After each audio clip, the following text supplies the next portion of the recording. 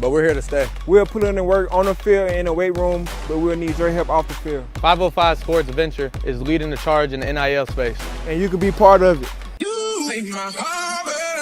Try this shit better than all my intentions.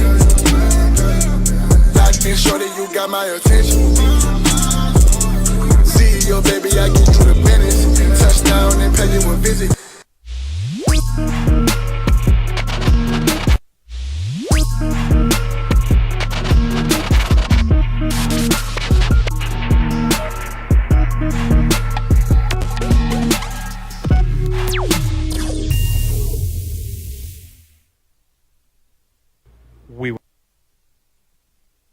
For the opening drive. Voted the best sports show in New Mexico for 5 years running. It's the OD and the AM with Jeff Symbieta and JJ Bach.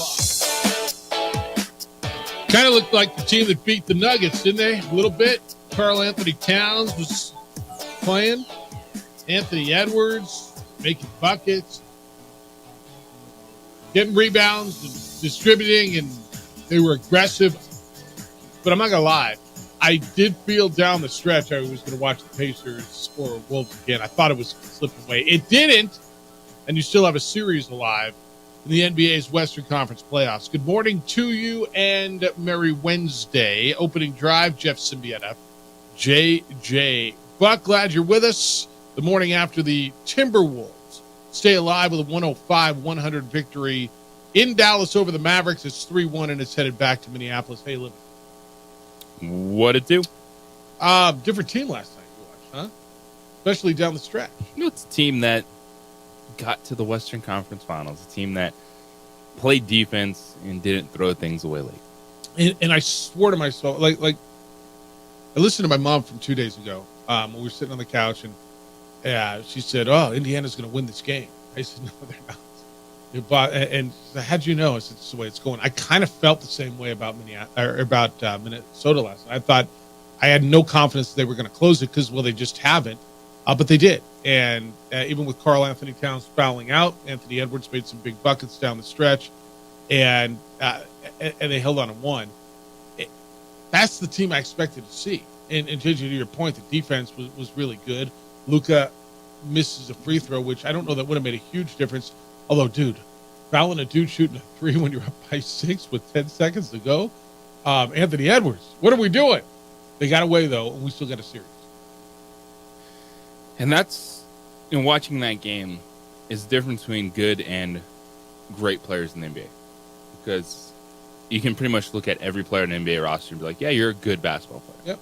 To flirt with greatness, you have to be able to be consistent.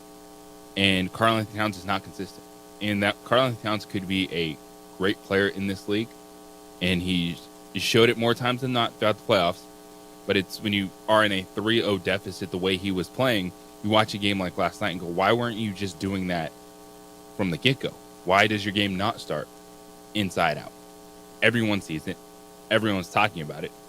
But why did you wait till game 4 of a series to assert yourself inside? Because as well as the Mavs are constructed, they do not have a one-on-one defender that can constantly shut down Karl Anthony Towns if he's being aggressive going to the basket. Certainly with Lively out there, too. I mean, yes, I know Lively was out, but even with Lively, that's a rookie. You got a rookie versus a dude that's on a max contract. Yeah, and I think there have been a lot of questions about Karl Anthony Towns in the series, right? And he needed to show up this year. Like, good for him. That's why he's not a great player. Yeah. You're a good player, great players. With a great contract. Yeah. Right? I mean, with a max contract, with a great contract. You have that advantage. Yeah. Towns, 20 was 25 in the second half, and obviously was in a better mood. He was going into this thing. He was shooting 28% from the field in this series. He was getting drilled. Social media, everywhere. And I think it was appropriate. He went 9 of 13 from the field. He was 4 of 5 from three-point range. And he picked up his 5th foul midway through the third quarter, right? So they were kind of trying to get him out there, but he was trying to be aggressive. They were beating him up on the broadcast for silly fouls, and I think they're right. I mean, you just look at him, to your point, I'm not being a great player. Why am I fouling a dude 45 feet away from the basket when you're that dude and they need you? Anthony Edwards, 29, 10, and 9. Just missed a triple-double. Luka did have a triple-double. 28 points, 15 rebounds, and 10 assists. And, I mean, Luka was great. Luka was Luka. He's good. He missed a free throw, but he hit that three-point shot, which was bonkers to get to that free throw. He was terrific. Good game, good job, good effort. Probably a little too late for the Wolves. Although, it gets interesting if they hold serve at Target Center, doesn't it? If they hold serve back in Minneapolis and bring this thing back 3-2, I'm not going to say all the pressure, but a lot of pressure all of a sudden then mounts on Dallas, where it's all been on Minnesota now. Yeah, so the ebbs and flows of a series. And Mike Conley was saying it after the game last night. Your mindset of Minnesota is every game you play when you're down 3-0 is a game 7. And the pressure will shift a little bit if Minnesota is able to win 2 in a row. And this is a situation you look at. They were in against the Nuggets. They were down 3-2 in that series. As wild as that series was, the Denver Nuggets won 3 games in a row to put the Wolves backs against the wall, and they responded. And on the road. They have to do the same thing in this series. Now, it's a bigger hill to overcome, but this team plays that level of defense. They could do what Anthony Edwards said and get a chance to go back to Dallas and give Michael Parsons another pair of Adidas. Which is something else. So Michael Parsons, the Cowboys' defensive stud, was at the game, and evidently he was wearing a Luka Doncic jersey, right? He's repping Dallas. He plays for the Cowboys. But he was wearing Anthony Edwards' shoes, the Adidas AE1s. And so Micah Parsons is evidently going to get a gift if there is a Game 6. Edwards said, Micah Parsons, he was rocking the AE1s. I told him he wears size 14. I'll bring him back some nice shoes for Game 6. That's what I told him. I mean, Anthony, and he's got confidence. Young man's got confidence, he's got swagger, and he's got game. And last night he played with it. And he hit some big shots down the stretch, man. Anthony Edwards was good down the stretch. And I don't know if something clicks or if it's just a one-game, we're not going to get swept. You know what I'm saying? One of those, we're just here, there's no way we're going to get swept. But that's the dude that everybody was raving about. That's the dude that got you through the Denver series. That's the dude that is that budding superstar, or I shouldn't even say budding. That is that young superstar. He's already budded. Yeah, I would say that's like, and if you look at Minnesota, as you've said, it's the clutch moments that have been there. So that's why I haven't been there for them. So that's why I wasn't off of Anthony Edwards. The shine wasn't off. It's like he didn't have someone stepping up like Karl-Anthony Towns earlier in the series, like we saw with Luka and Kyrie that were dominating, and then that just made everything else easier for the rest of the supporting cast. And I think every star that you've ever had, like there's been guys in games that have just taken over, right? There's been a guy who says, jump on my back, boys, I'm going to score 50. And you've seen it in these playoffs. They go through this playoff run, and it felt like every night somebody was scoring more than 40, didn't it, in the first 2 rounds? I mean, because somebody was. Hey, look, LeBron's done it, and Kobe did it, and Mike did it, and Bird did it, and say, jump on my back, boys. But nobody did it long-term in one series and won championships by doing it by themselves, say, jump on my back, fellas, let's go. Right? I mean, LeBron dragged that Matthew Dellavedova team around pretty good. But to win a championship, somebody else has to help. And nobody else was helping Anthony Edwards. And last night, Karl-Anthony Towns, who has to, he has to, for them to be what they need to be. He scored 25 points. You got double digits out of all 5 of your starters, and that's what you need. You can get a lot off the bench. Naz Reid has been great in this series. I'm not going to bang on him for scoring 6 points last night in 20 minutes. He did pull down 5 rebounds. But somebody else has to. And JJ, you're dead on right. And Anthony Edwards is that guy, and as he arrived as the best yet? No, he's not. He's not. But he has arrived as one of the best. And he's going to get better. Is he on the level of, I mean, pick your top guys in this league? He's damn near there. And if he wins the series and gets to the championship, which is a long uphill climb, if they come back, which I don't think they will, because nobody in the history of the NBA is, but if they come back, it will be in large part because of him. And all of a sudden, his stature, his lore, the legacy, the legend of Anthony Edwards will rise exponentially. No doubt. That's legends are born in the postseason. And to me, Anthony Edwards is still a top 10 player in this league. Like, you're putting a team together, you're not going to go far after 5 or 2-5 before you say Anthony Edwards is your first pick. Yeah, I mean, we can start out however you want. Free draft. Everybody's up for a draft. You're picking a team. Who you starting with? You know, it's Jokic in whatever order. Jokic, Luka, Giannis, right? Anthony Edwards isn't far behind that. And Victor Wembanyama, all foreign-born players, by the way. And then Anthony Edwards might be right there. You're going to tell me LeBron or Steph, but I mean, are you for the long term? Taking a guy 39 or 36? Is that what you're doing? They're still really good. Those two guys are still two of the best players in the league.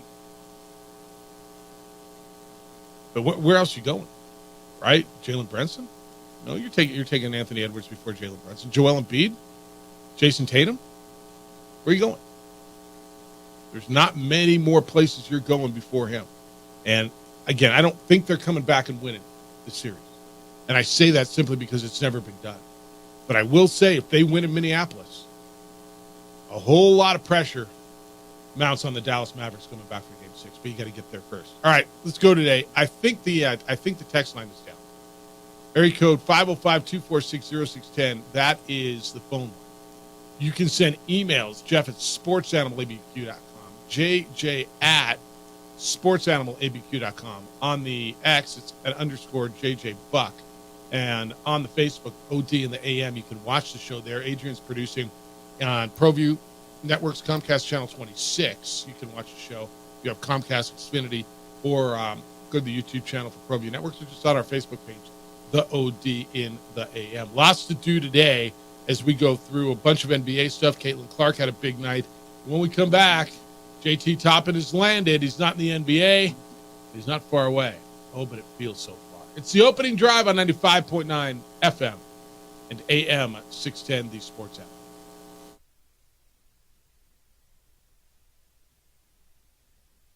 We would like to thank the following sponsors for making this broadcast possible.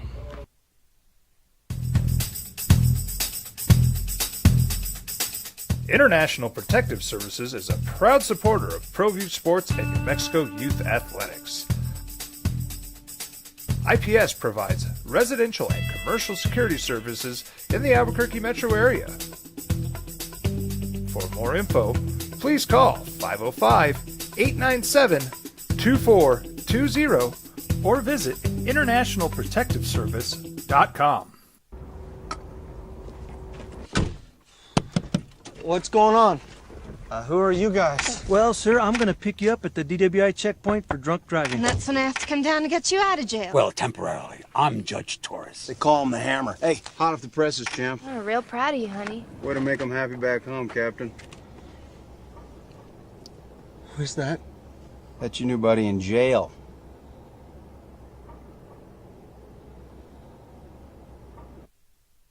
We would like to thank the following sponsors for making this broadcast possible. Albuquerque's leader in sports is ProView. From pros to prep, all your favorite action.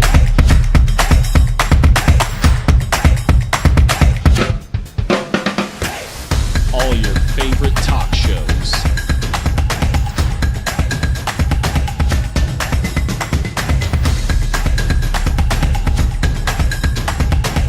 Find it on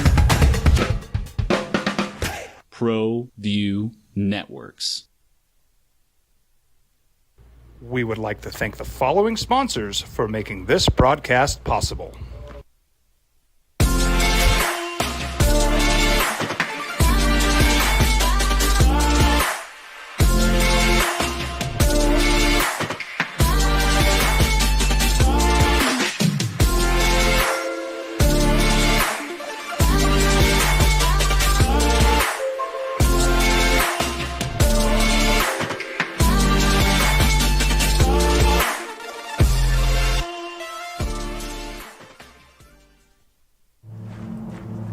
Young driver, this one. Hard to get her out. she'd been drinking. This one, both of them, gone. They'd been drinking, and he drove clear off the road. This was my family. Drunk driver hit us. And my wife and our daughter, they didn't make it. Hey, look! It's Dwight Goodman! Boom! This place is hot. Let's see if anyone needs my help. How about I drive you madman home, huh? I got this, Dwight. I'm the designated driver. Boom. Sweet. Does anyone need Dwight's help getting home tonight? No thanks, Romeo. I've got a taxi all lined up. Drive safe, Dwight. Boom! Boom! These days, it's important to know people and businesses you can trust. There's a lot of places where you can buy a vehicle, but there's only a few local dealerships where you'll find honest people who have your best interests in mind. And Fiesta Kia is one of them. We've been helping our neighbors save money and drive dependable cars for years, and we'd love to help you. With new Kias arriving daily, you'll love our selection and the peace of mind you'll get driving a Kia from Fiesta. So stop by and see us today at Fiesta Kia on Lomas, or just start driving now at fiestakia.com.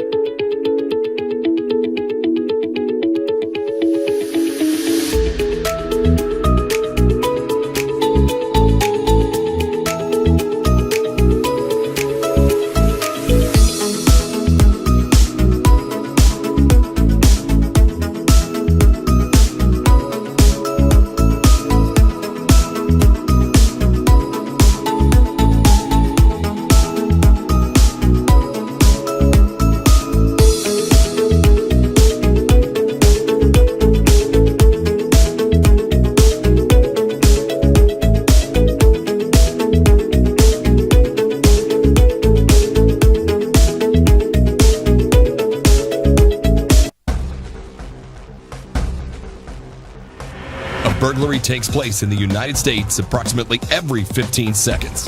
International Protective Service is your answer for commercial and residential security in all of Albuquerque. IPS will work with your monitoring company for fast, reliable response times. You can rest easy knowing you, your family, or your company is watched over by International Protective Service. Call International Protective Service today. Show is Truth or Consequences. They've tried to find a name, a town. Hey, and I don't know what, I think it was Hot Springs, if I'm not mistaken.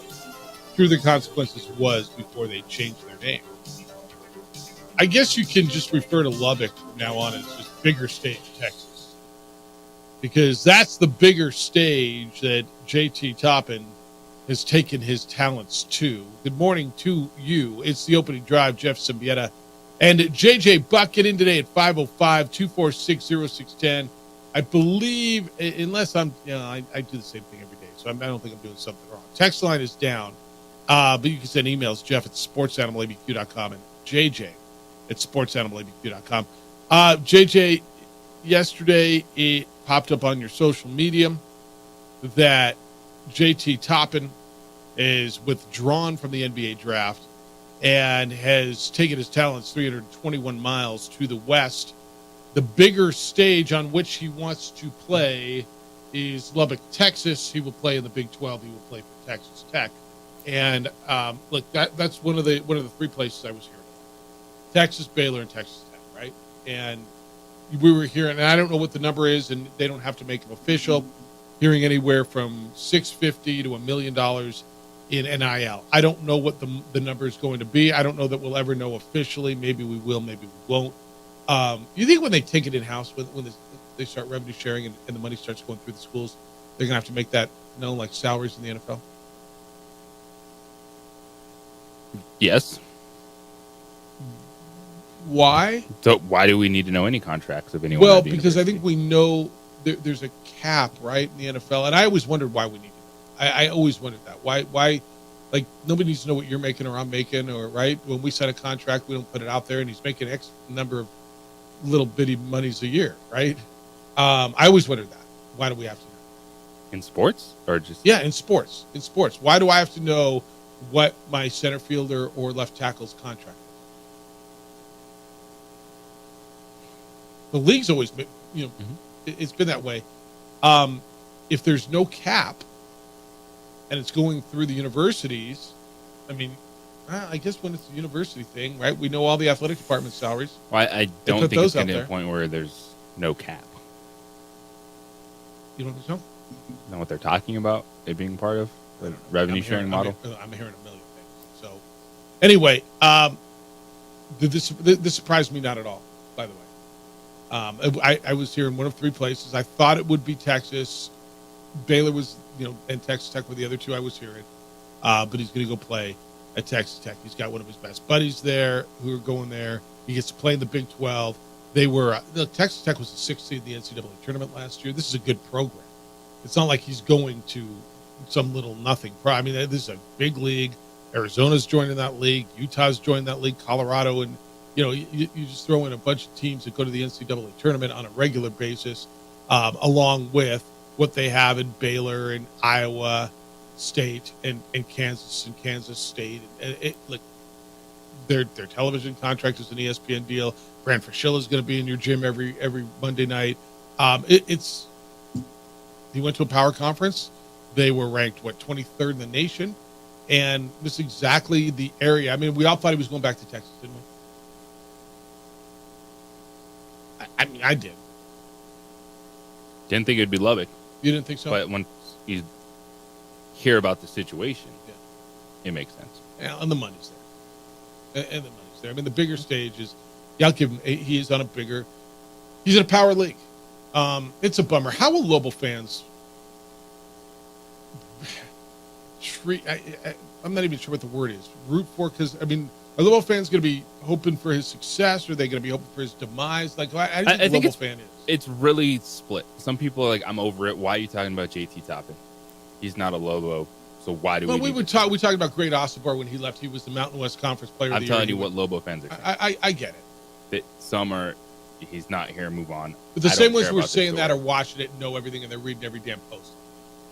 And then there's others that do the, hey, good luck, thanks for everything, and understand this is part of the game. So if you want to be that bitter man when players leave and be all about it when they come to you, okay. Like, there's no specific way to be a fan, but it looks bad.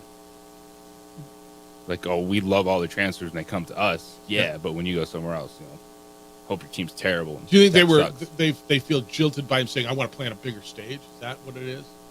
Yeah, that's going to hang around. Don't you think the Big 12 is a bigger stage than the Mountain West? I mean, as good as the Mountain West is become. Yes, it's not debatable. It's not. Right. But you got to get used to this. This is a great stage to play at. Yeah, he's the bigger stage was cover for more money. I totally agree. That's what it meant. I totally agree with that. And, I don't know, again, what the NIL is going to be. And I've talked to some people very familiar with it and said they would have, 505 was going to match whatever, and I don't know if that means if they offered him $1 million, if they were going to match $1 million. I don't know. I heard them say we, and this is people, around it, we were ready to match it. Now, look, you figure it out. I don't know how much is in that thing. I don't know the finances of 505 Ventures. I don't know how sustainable something like that is long term. I know they wanted to get another year out of JT. But, Lobo fan, I think you kind of, I almost said don't accept it. You kind of do. Like, you probably need to get adjusted to this. I don't know if used to it is the right word. This isn't the last time this will happen.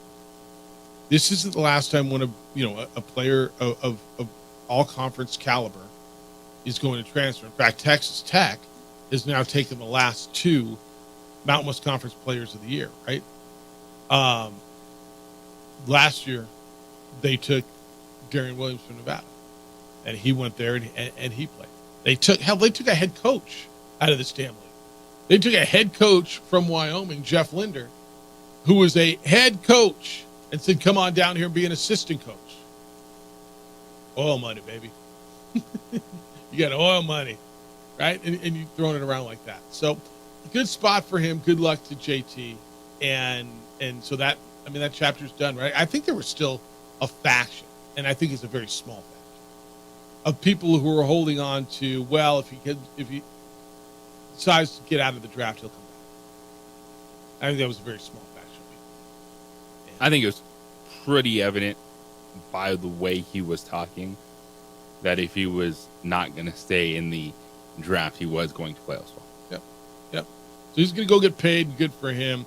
AC says on Texas Tech, I find it really funny that Lobo fan thinks that UNM is better than Texas Tech. Tech has made 8 Sweet 16, 2 Elite 8, 1 Final Four, and a national runner-up. They're a better program by far, not even close. Do you think Global fan thinks they're a better program than Texas Tech? I think they think they're a better town to live in than Texas Tech. Some are, but that's also, if we start nitpicking everything about fans, then you can never have a conversation. Probably, right? Then you're just going to have comments like that back and forth, and you're not going to get anywhere. Every fan base feels a certain way about themselves. Yeah. AC, I don't know that most Lobo fans think they're a better program historically than Texas Tech. I mean, and the facts are, what you lay out, that they've made 8 Sweet 16s, 2 Elite 8s, a Final Four, and they were a national runner-up. Yeah, historically, they play in a better league, bigger league, more resourced league. Yeah, and they've got better national results. I don't think there's a Lobo fan that says, it's a better program historically. It's a good program. I just, by the same token, I don't want to sit here and knock on what you got here and what's being built here.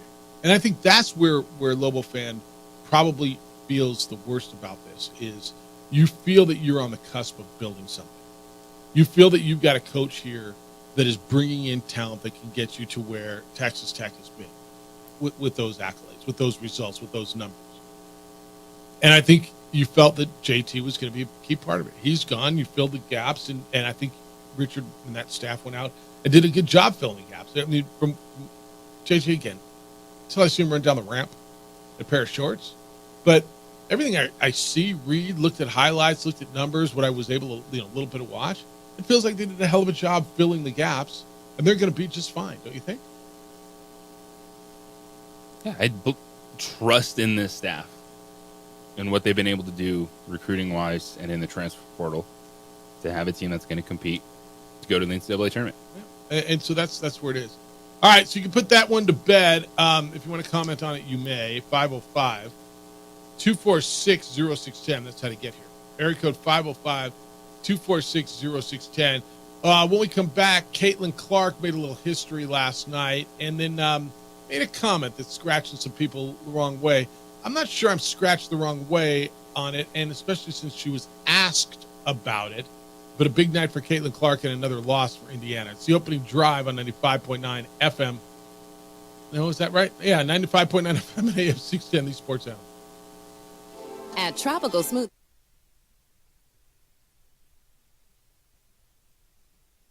We would like to thank the following sponsors for making this broadcast possible.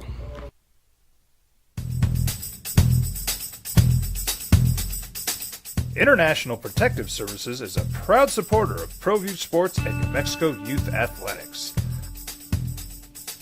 IPS provides residential and commercial security services in the Albuquerque metro area.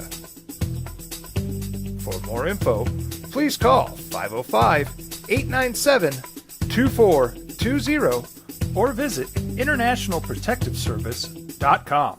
Hi, I'm Steve Stucker here for Dr. Robert Melendez and the Juliet Eye Institute. You may remember me like this, but no more. The glasses are gone. I tossed them months ago because of a brand new procedure from Dr. Melendez known as RLE, Refractive Lens Exchange. The latest technology, the best eyesight I've ever had in my life, and you can check it out by clicking on the link in the description right here. What's going on, Lobo Nation? Ja'Cory Krosky-Miller here. And I'm Devin Dampier. The Lobo football team's going through some changes, but we're here to stay. We'll put in the work on the field and in the weight room, but we'll need your help off the field. 505 Sports Adventure is leading the charge in the NIL space, and you can be part of it. You make my heart better. Shorty, she better than all my intentions. Like this, shorty, you got my attention. See your baby, I give you the business. Touchdown and pay you a visit.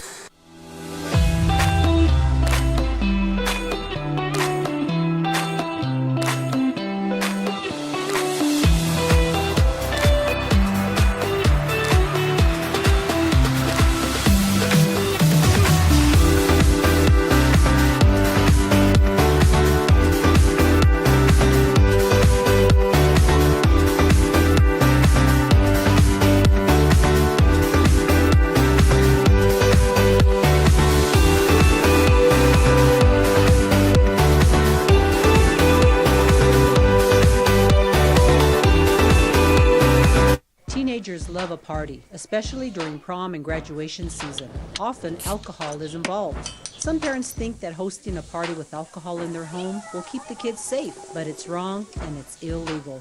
As a parent, to allow your teenagers' underage friends to consume alcohol on your property is a felony. Parents who host lose the most. Don't be a party to teenage drinking. This is a program of the Drug Free Action Alliance. For more information, go to burnco.gov/do-not-host.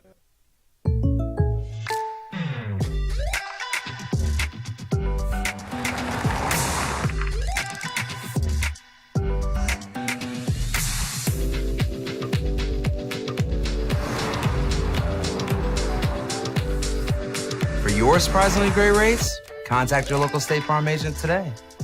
If you want the real deal, call State Farm agent Marty Size in Albuquerque today. Like a good neighbor, State Farm is there.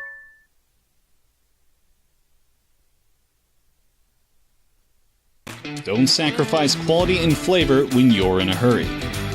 Golden Pride offers ribs, fried chicken, red and green chili breakfast burritos, and frontier sweet rolls.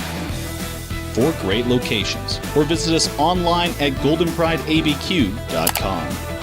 Golden Pride Barbecue Chicken and Ribs are proud supporters of ProView Sports.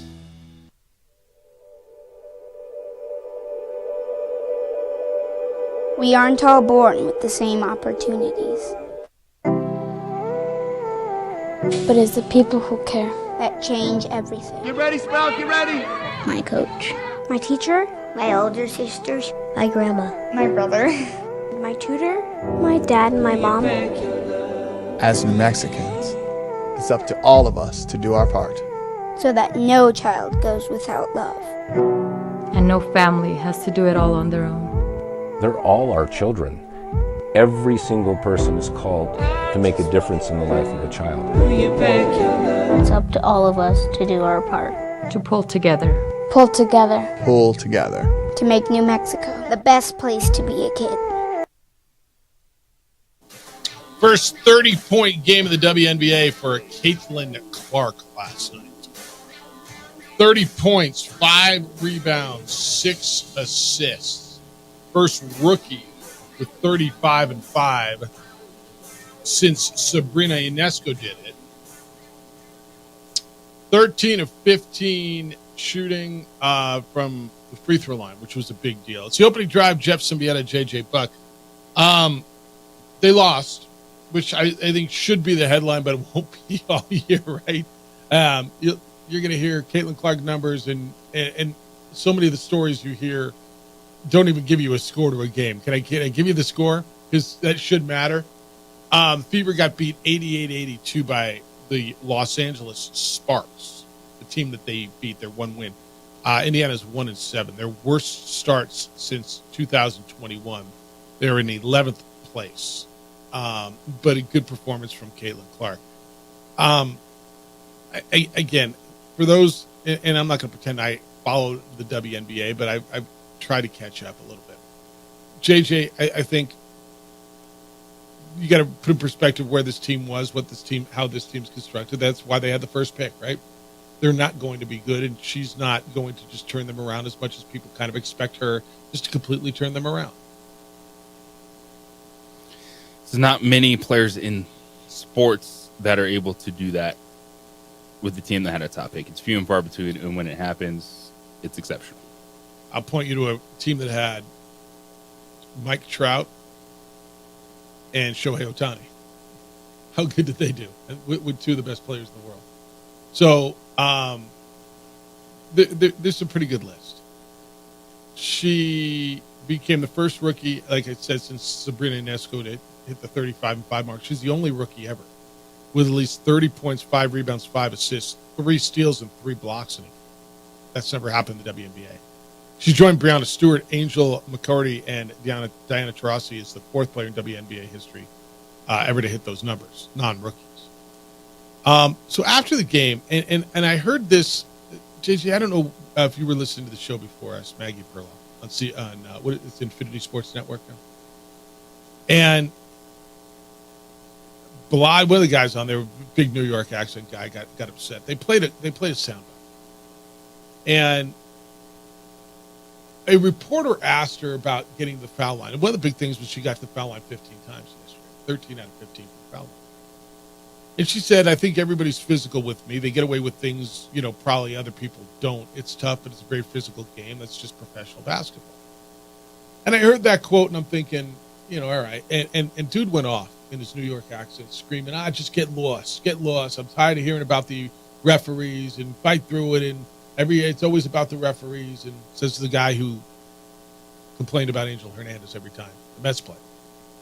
But JJ, how was she supposed to react to a question about getting the line and getting fouled so often?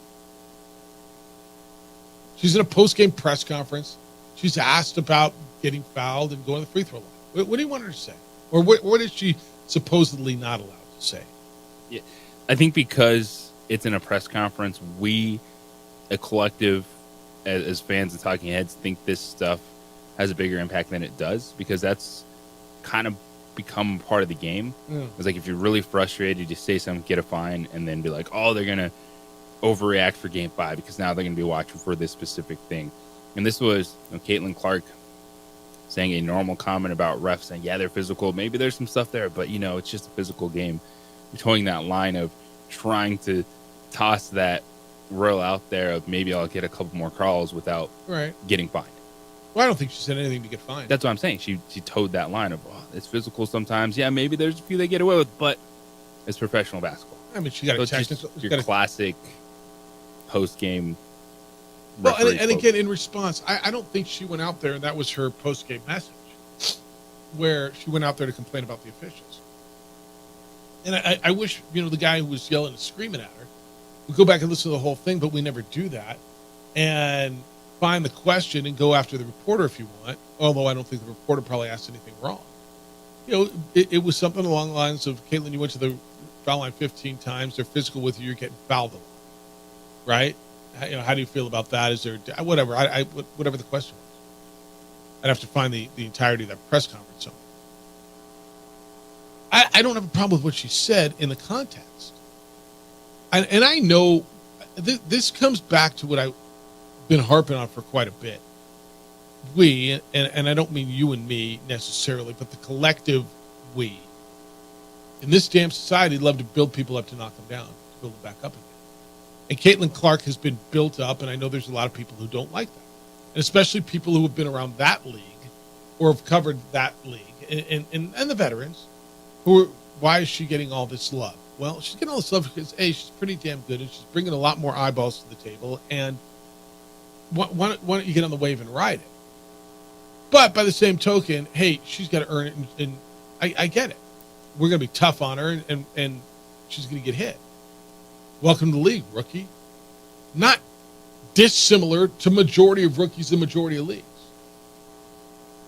Like, you don't just get to come in with all the fanfare and you get to take over and be what the world thinks you are. No, you got to prove it here. So I don't have a problem with her getting physical, to be honest with you. Nor do I have a problem with her saying, in response to a question, I think everybody's physical with me. They get away with things, probably other people don't. It's tough, but it's a very physical game. That's just professional basketball. Did she complain there? I don't find that complaining. And by the way, is it true? It might be. At some point, she'll earn superstar calls, right? But she's not a superstar in that league yet. Or is she? She got a technical yesterday. She got a technical in the game I watched against Seattle the other day. There's people who think, well, she should get all the calls. I mean, she see who she is. She should get the benefit. No. How many free throws did she shoot last night? 15 last night. That's getting enough calls. She's getting some calls, right? Now, obviously, she's getting hit. She's going to the basket. That's part of the game. On my way in today, and it was literally for 10 minutes on my way. I listened to the dude scream at me in his New York accent. Get lost. I'm just tired of everybody. The referees, Caitlin Clark. Who are you guys? What do you want her to say, dude? And then at one point he said, stop doing the media scrums. But no, because you need to hear what she says. It comes down to JT all the time, and we talk about this all the time. We want to hear what they have to say, but we don't want to hear what they have to say. And again, whoever we happens to be, right? You don't want to hear just cliche talk, but you don't want to hear the truth either. What do you want them to say sometimes? What would have been, if Caitlin Clark said, because again, I'm fine with this. I think you are. If you're Caitlin Clark, JJ, and I asked you after the game, hey, you went to the free throw line 15 times, probably could have gone a few more times. You're getting hit out there. Obviously, they're making it a game plan to be physical. Yeah, I think a game where you go to the free throw line 50 times, I don't think you're not getting enough calls. Yeah, and I don't think she said that. Do you? Did you hear I'm not getting enough calls? I heard it's a physical game. Well, she said they get away with everything. They're not calling you. They're not calling you. I mean, I don't know. Watch the NBA. Who complains more, Luka Doncic or anybody else? Right? I didn't hear the guy yelling at Luka Doncic. Luka Doncic complains more than LeBron James. Every, even when he gets a call, he's complaining. Do we talk too much about officials? Or is it warranted? Is there officials too much of a topic because officiating is taking over so many storylines? You can't ignore it. I agree. It's part of the game, right? How it plays out. And sometimes it's a really, really vital part. I mean, what was yesterday? One of the big stories is Angel Hernandez is retiring. I mean, same dude hated Angel Hernandez, the umpire, because he's horrible. But I can complain about him because he was obvious. Anyway, she scored 30 points last night. Had 5 rebounds, 6 assists. Caitlin Clark did. Her team, the Fever, got beat. They are 1-7. They shoot just 38.2% from the field. Did the Fever, and they're not very good, but they're a good watch, man. They're a good watch, and she's a hell of a player, and she's going to get better. And bottom line is, she's brought more and more eyes to it. And what she was asked about it afterwards, she said something. And I'm not going to be the guy who sits here and has a huge problem. International Protective Service is taking security to a whole new level, like a literal whole new level. For 18 years, IPS offered standing guards or 24-hour patrols. They protect homes and businesses in Albuquerque. Recently, they launched service in Santa Fe, but now IPS Global Aviation is using a fleet of drones with high-definition cameras and analytics software, and it will exceed all your security expectations. So with the drones, IPS will monitor your next event or track emergency response. They can follow criminal activity that you can't see well from the ground. And the drones include thermal imaging, so IPS will help with eyes in the sky during the wildfire season. It's unmatched ability to watch from the air. On the ground, IPS continues to use highly trained armed officers to watch your home, your business. I know it means a lot to you. They install cameras, monitor them around the clock to deter criminal activity around your property. They even offer personal bodyguards if there's a threat to your safety. So if you have a security issue, IPS has you covered.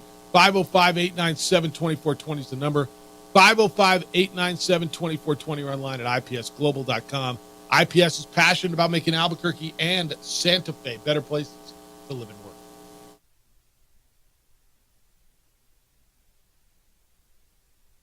We would like to thank the following sponsors for making this broadcast possible.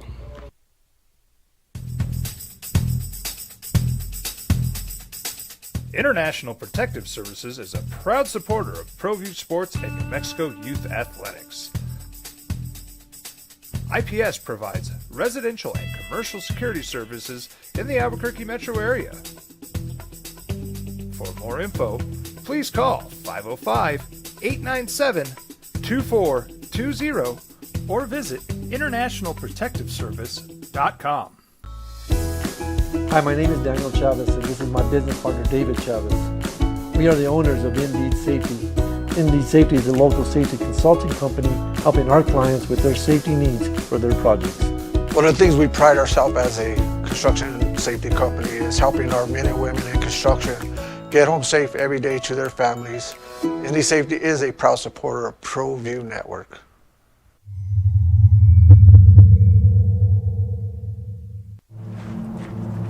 Young driver, this one. Hard to get her out. She'd been drinking. This one. Both of them gone. They'd been drinking, and he drove clear off the road. This was my family. Drunk driver hit us. And my wife and our daughter, they didn't make it. Don't sacrifice quality and flavor when you're in a hurry. Golden Pride offers ribs, fried chicken, red and green chili breakfast burritos, and Frontier sweet rolls. 4 great locations, or visit us online at goldenprideabq.com. Golden Pride Barbecue Chicken and Ribs are proud supporters of ProView Sports. Teenagers love a party, especially during prom and graduation season. Often, alcohol is involved. Some parents think that hosting a party with alcohol in their home will keep the kids safe, but it's wrong and it's illegal. As a parent, to allow your teenagers' underage friends to consume alcohol on your property is a felony. Parents who host lose the most. Don't be a party to teenage drinking. This is a program of the Drug Free Action Alliance. For more information, go to burnco.gov/do-not-host. If you're drunk, blasted, intoxicated, rip, plastered, destroyed, bruh. If you're like this, you shouldn't be driving.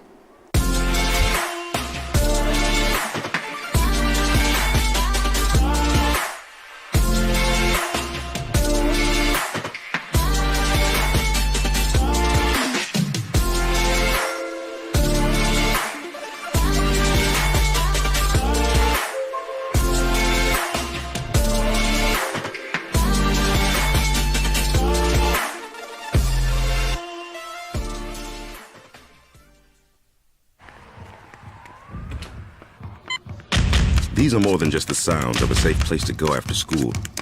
These are the sounds of interest being ignited and of mentors making an impact. At Boys and Girls Clubs, we don't do just one thing. We do whatever it takes to meet the needs of every kid who comes through those doors. Because whatever it takes is what it takes to build great futures. Great futures start here.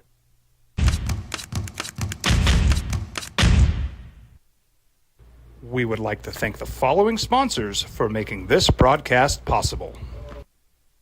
Hi, I'm Steve Stucker here for Dr. Robert Melendez and the Juliet Eye Institute. You may remember me like this, but no more. The glasses are gone.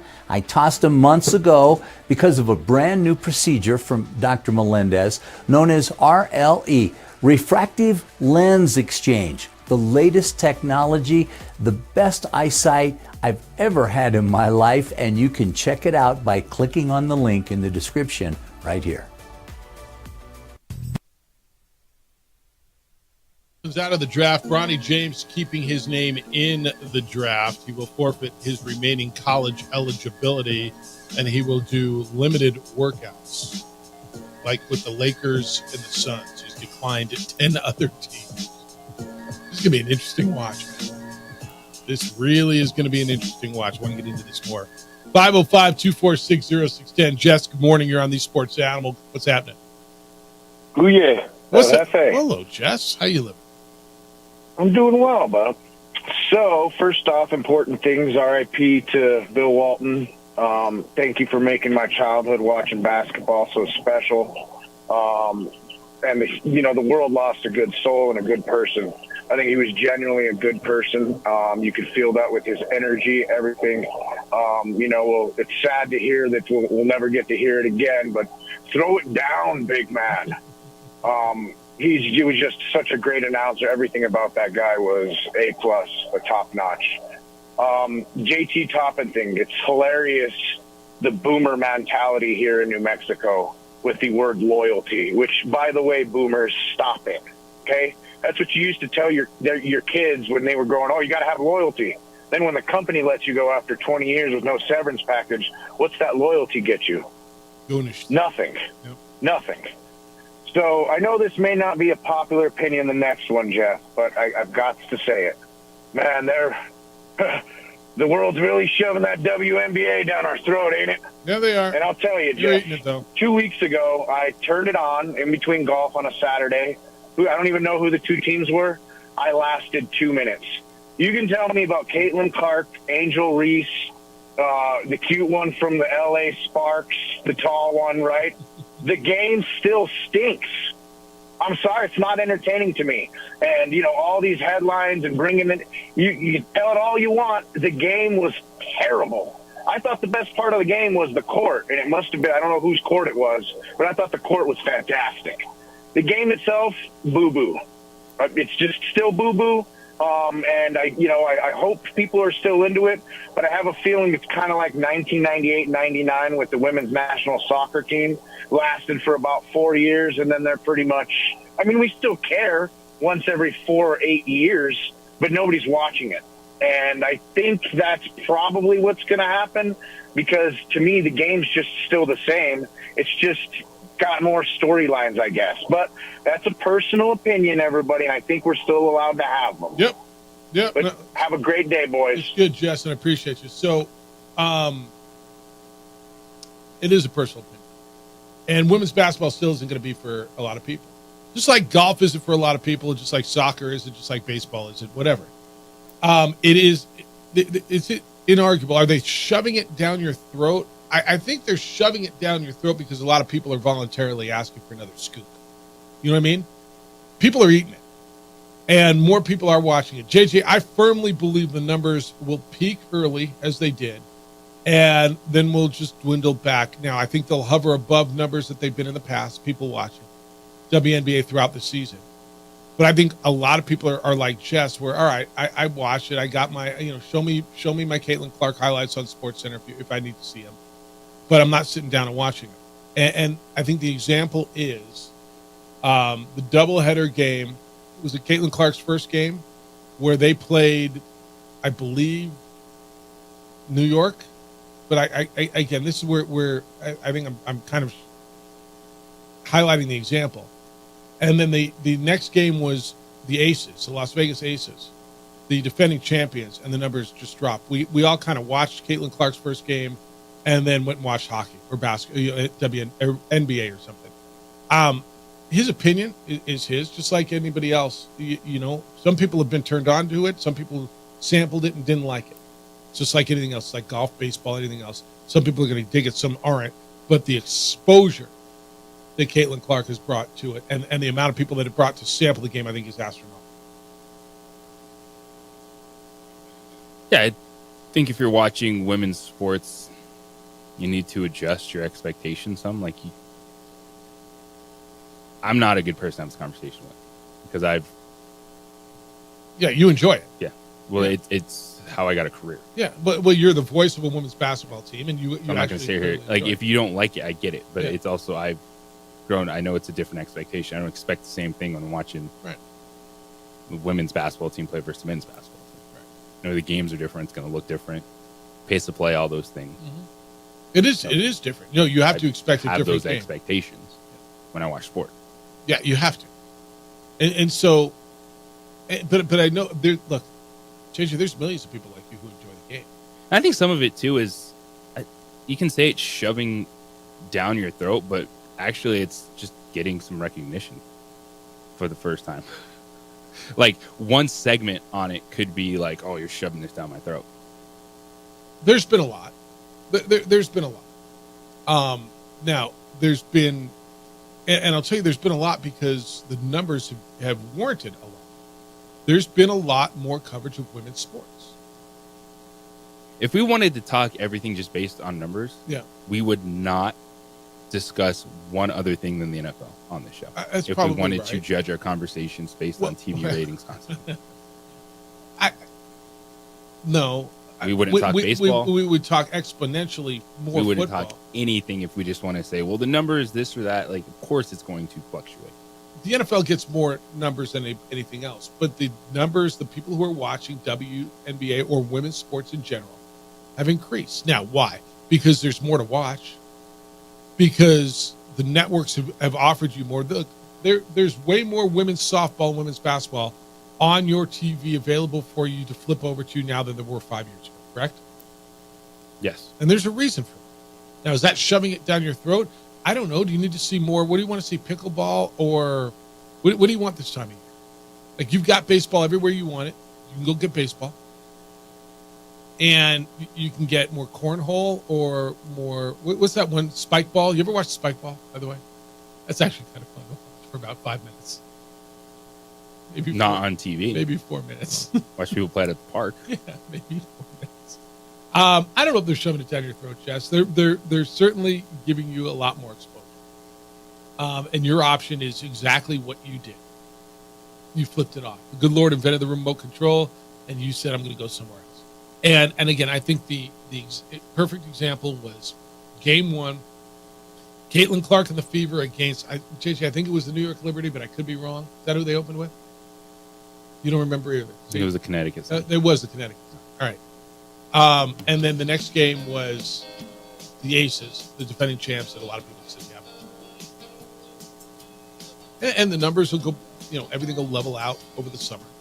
Maybe you'll watch the playoffs, maybe you won't. Or you'll watch baseball or soccer or golf or watch your kid play or go swimming or play pickleball or take a walk or go to the gym or garden, spend some time with your wife, whatever. 505-246-0610, 888-922-0610. Just a quarterback? Just a quarterback? Just a quarterback. It's the opening drive on 95.9 FM and AM 610 Sports.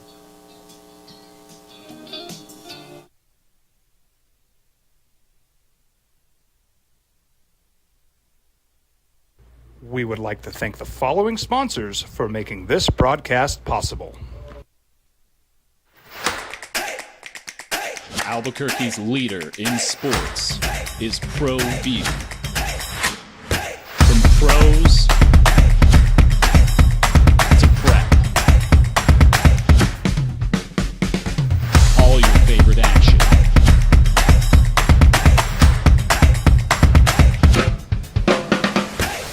All your favorite talk shows.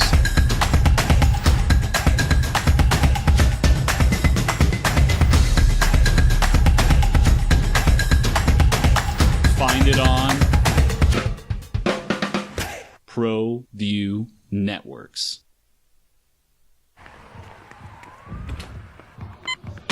These are more than just the sounds of a safe place to go after school.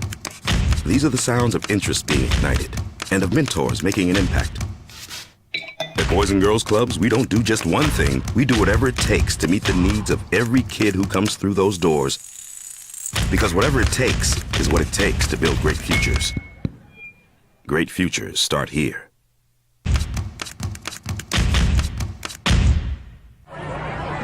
Hey, look! It's Dwight Goodman! Boom! This place is hot. Let's see if anyone needs my help. How about I drive you madman home, huh? I got this, Dwight. I'm the designated driver. Boom. Sweet. Does anyone need Dwight's help getting home tonight? No thanks, Romeo. I've got a taxi all lined up. Drive safe, Dwight. Boom! Boom! What's going on, Lobo Nation? Ja'Cory Krosky-Mirror here. And I'm Devin Dampier. The Lobo football team is going through some changes, but we're here to stay. We'll put in the work on the field and in the weight room, but we'll need your help off the field. 505 Sports Venture is leading the charge in the NIL space. And you can be part of it. Try this shit better than all my intentions. Locked in, shorty, you got my attention. See your baby, I get you the business. Touchdown and pay you a visit.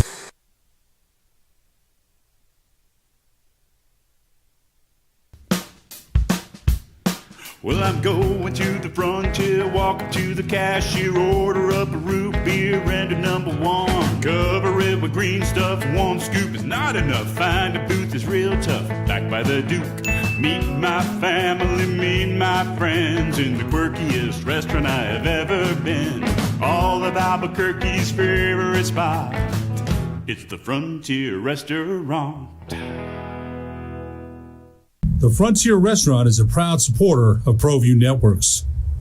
Don't sacrifice quality and flavor when you're in a hurry. Golden Pride offers ribs, fried chicken, red and green chili breakfast burritos, and Frontier sweet rolls. 4 great locations, or visit us online at goldenprideabq.com. Golden Pride Barbecue Chicken and Ribs are proud supporters of ProView Sports.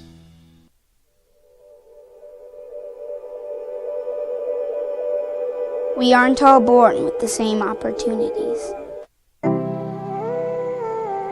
But it's the people who care that change everything. Get ready, Sprout, get ready! My coach, my teacher, my older sisters, my grandma, my brother, my tutor, my dad, and my mom. As New Mexicans, it's up to all of us to do our part. So that no child goes without love. And no family has to do it all on their own. They're all our children. Every single person is called to make a difference in the life of a child. It's up to all of us to do our part. To pull together. Pull together. Pull together. To make New Mexico the best place to be a kid. Voted the best sports show in New Mexico for 5 years running. It's the OD in the AM with 3-time New Mexico Sportscaster of the Year, Jeff Symbieta and JJ Bond. Well, we still got a series in the West in the NBA. Minnesota stays alive, 105-100. Last night, winning in Dallas. Dude, the Storm's going through Dallas yesterday, by the way. I don't know if Brian's got his power back, but he's a big guy. He contributes to our show all the time. But big Mavs and Stars fans showed me pictures. He's like, yeah, dude. He's can't watch the game right now. We got no power. Got some buddies here who were flying out to watch the game. The flights got canceled because the storm's there. Trees down and homes damaged. I mean, I hope everybody's okay over there. But the storms in the middle of the country have been just bonkers over the last 3 weeks. Wreaking havoc everywhere. But they played the game. Karl Anthony Towns, 25 points. 9 of 13 for the field, 4 of 5 from three-point line. Anthony Edwards, 29, 10, and 9 for the winners last night. Luka Doncic had a triple-double in a defeat for Dallas. 28 points, 15 rebounds, 10 assists. How about the 3 that he hit at the end? They got fouled by Anthony Edwards, like from damn near the logo. Just who he is. At that point, you think he's going to make this, and they're going to have an epic collapse? They were up by 6, missed a free throw. Conley missed the second free throw, which would have made it a 3-point game. Luka goes down, hits the 3 from almost half court, gets fouled. If he makes it, it goes to 2 with 10 seconds to go. It's in the back of your mind with what we've seen. Especially because you have zero belief in the Minnesota Timberwolves to close out this game. Reason. Yeah. And so you're like, oh, well, this is just a start. Like, they're going to come down, miss 1 or 2 free throws somehow again. Mavericks can hit a 3. It's going to go overtime, and they'll lose the series. No, I was telling Addy, this is how you lose games. Watch them turn the ball over and then miss a shot, and watch it get down to 2, and it's even, down. Here we go. But I'll credit to Minnesota last night, and a ton of credit to Minnesota. And a big game by Karl Anthony Towns, who had to have a big game last night. And that series is headed back to Minneapolis for Game 5. It is 3-1 in favor of the Mavericks right now. I got overtime hockey again last night. By the way, I know we don't talk about it a lot. The hockey postseason, especially the last 2 series, like the last 2 rounds, have been beyond entertaining for me. Florida wins last night. In Miami, they win 3-2. I'm sorry, in Sunrise, Florida. 3-2, they're headed back to Madison Square Garden, tied at 2. Florida, by most accounts, and they've dominated play, but it's 2-2. Another overtime winner last night. And I don't know how much you're flipping over and watching. I know you probably are, just because I know you a little bit. have you been as entertained by the hockey as I have? Because I think both series, Edmonton. Well, I think and at Dallas, this point in time in life, we don't have to keep telling people over, like, playoff hockey is entertaining. Like, it is. Yeah. And the fact that the Rangers and Panthers, if they're playing a game, it's going overtime. It feels like it's what's going to happen. And the Rangers, take early penalty. Panthers don't waste any time. Put it in the back of the net. Tie the series at 2. I got in trouble for saying if you're missing out on the hockey, you're missing out. But if you're missing out on the hockey, you're missing out. It's just so good. It's just the intensity. I remember I was watching with my mom 2 nights ago. She's like, "This is just a game I don't understand." And I've been trying to explain it to her. And Addie, now that she's going to Michigan, and there's good, Michigan was in the Frozen Four, and I took her out to an Ice Wolves game, and she's just loved it. And she's starting to learn it and trying to figure out the offsides thing. And she's still okay. Why they all have to? Okay, I'm starting to get it. Like, she loves it.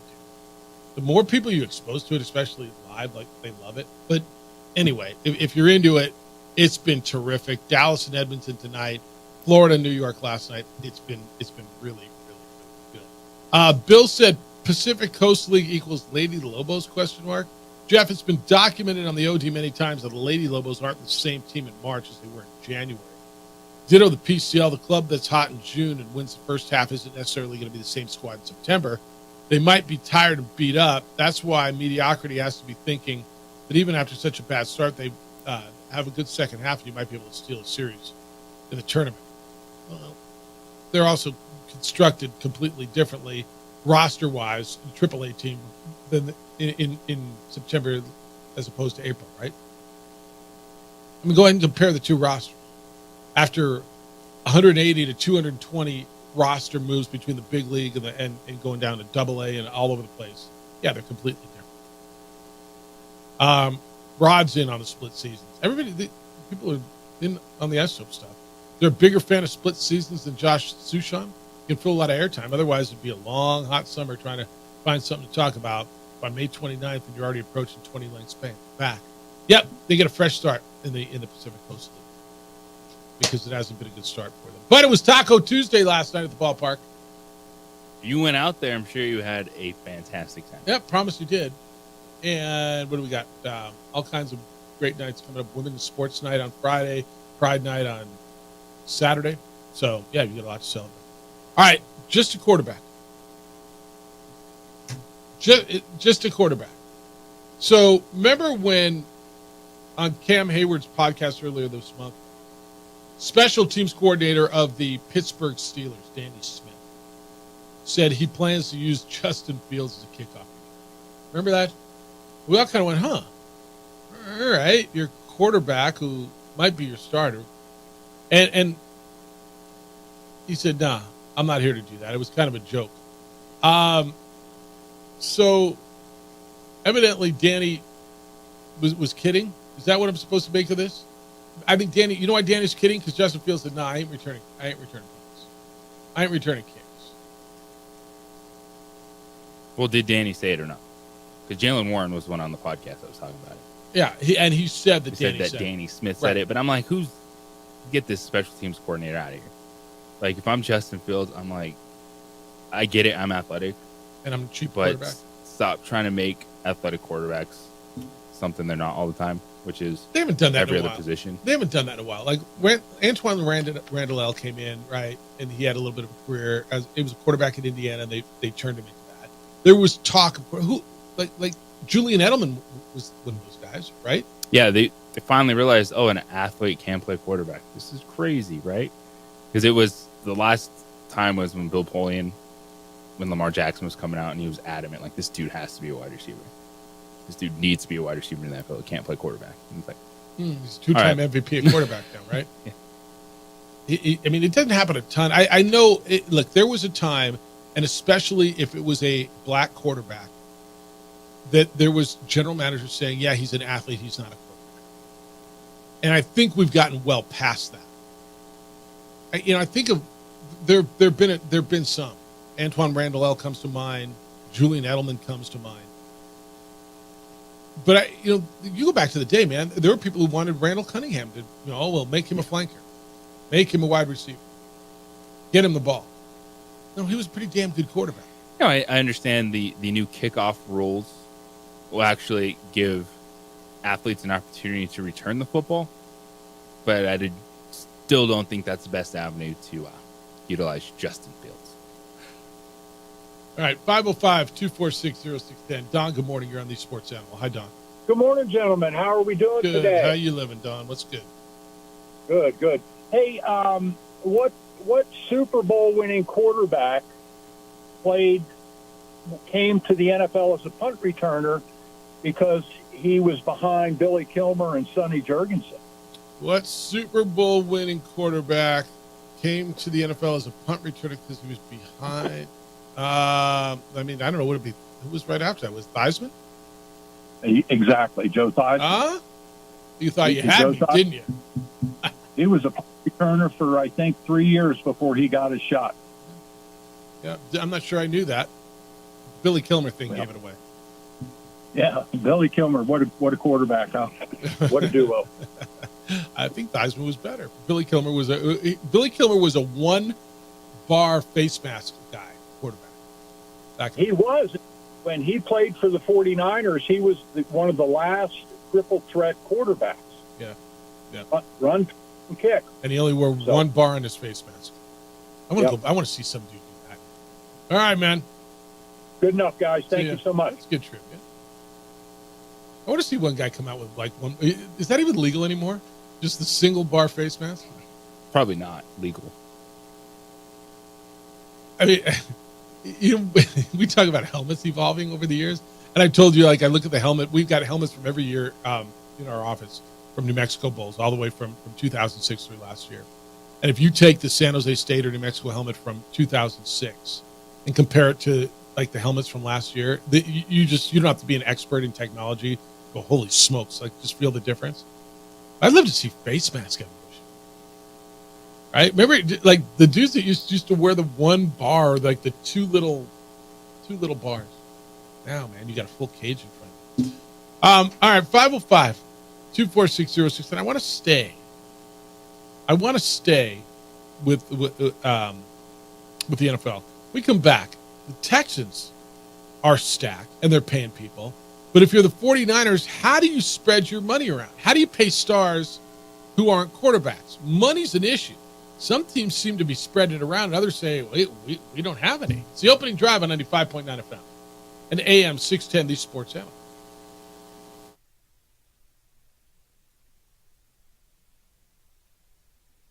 We would like to thank the following sponsors for making this broadcast possible. What's going on, Lobo Nation? Ja'Cory Krosky-Miller here. And I'm Devin Dampier. The Lobo football team is going through some changes, but we're here to stay. We'll put in the work on the field and in the weight room, but we'll need your help off the field. 505 Sports Venture is leading the charge in the NIL space. And you can be part of it. Shorty, she better than all my intentions. Locked in, shorty, you got my attention. CEO, baby, I get you the business. Touchdown and pay you a visit. International Protective Services is a proud supporter of ProView Sports and New Mexico Youth Athletics. IPS provides residential and commercial security services in the Albuquerque metro area.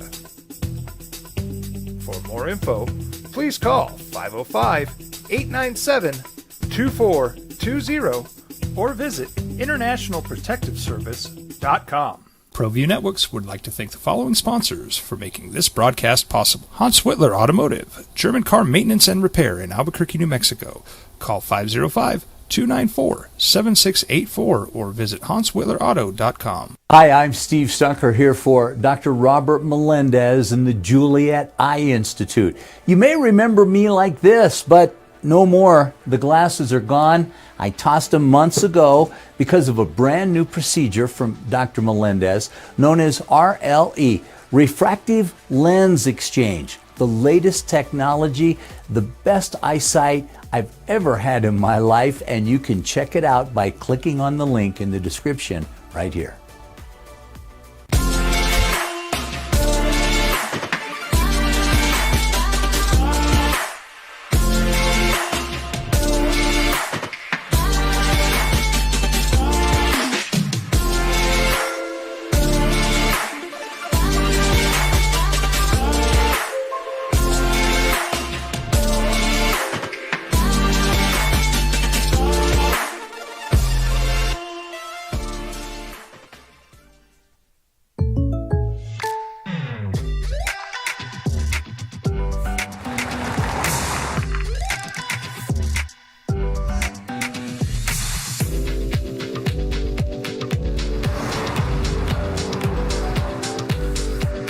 your surprisingly great rates, contact your local State Farm agent today.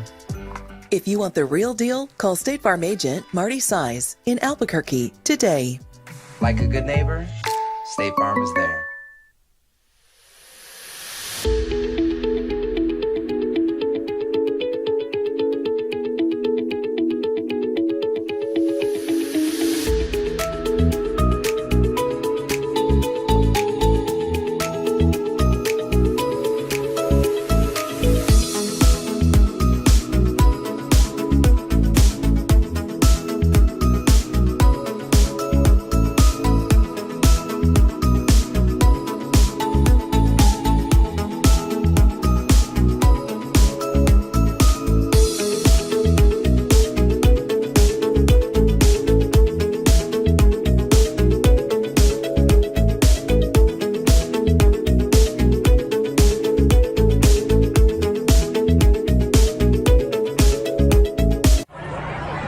Hey, look! It's Dwight Goodman! Boom! This place is hot. Let's see if anyone needs my help. How about I drive you madman home, huh? I got this, Dwight. I'm the designated driver. Boom. Sweet. Does anyone need Dwight's help getting home tonight? No thanks, Romeo. I've got a taxi all lined up. Drive safe, Dwight. Boom! Boom!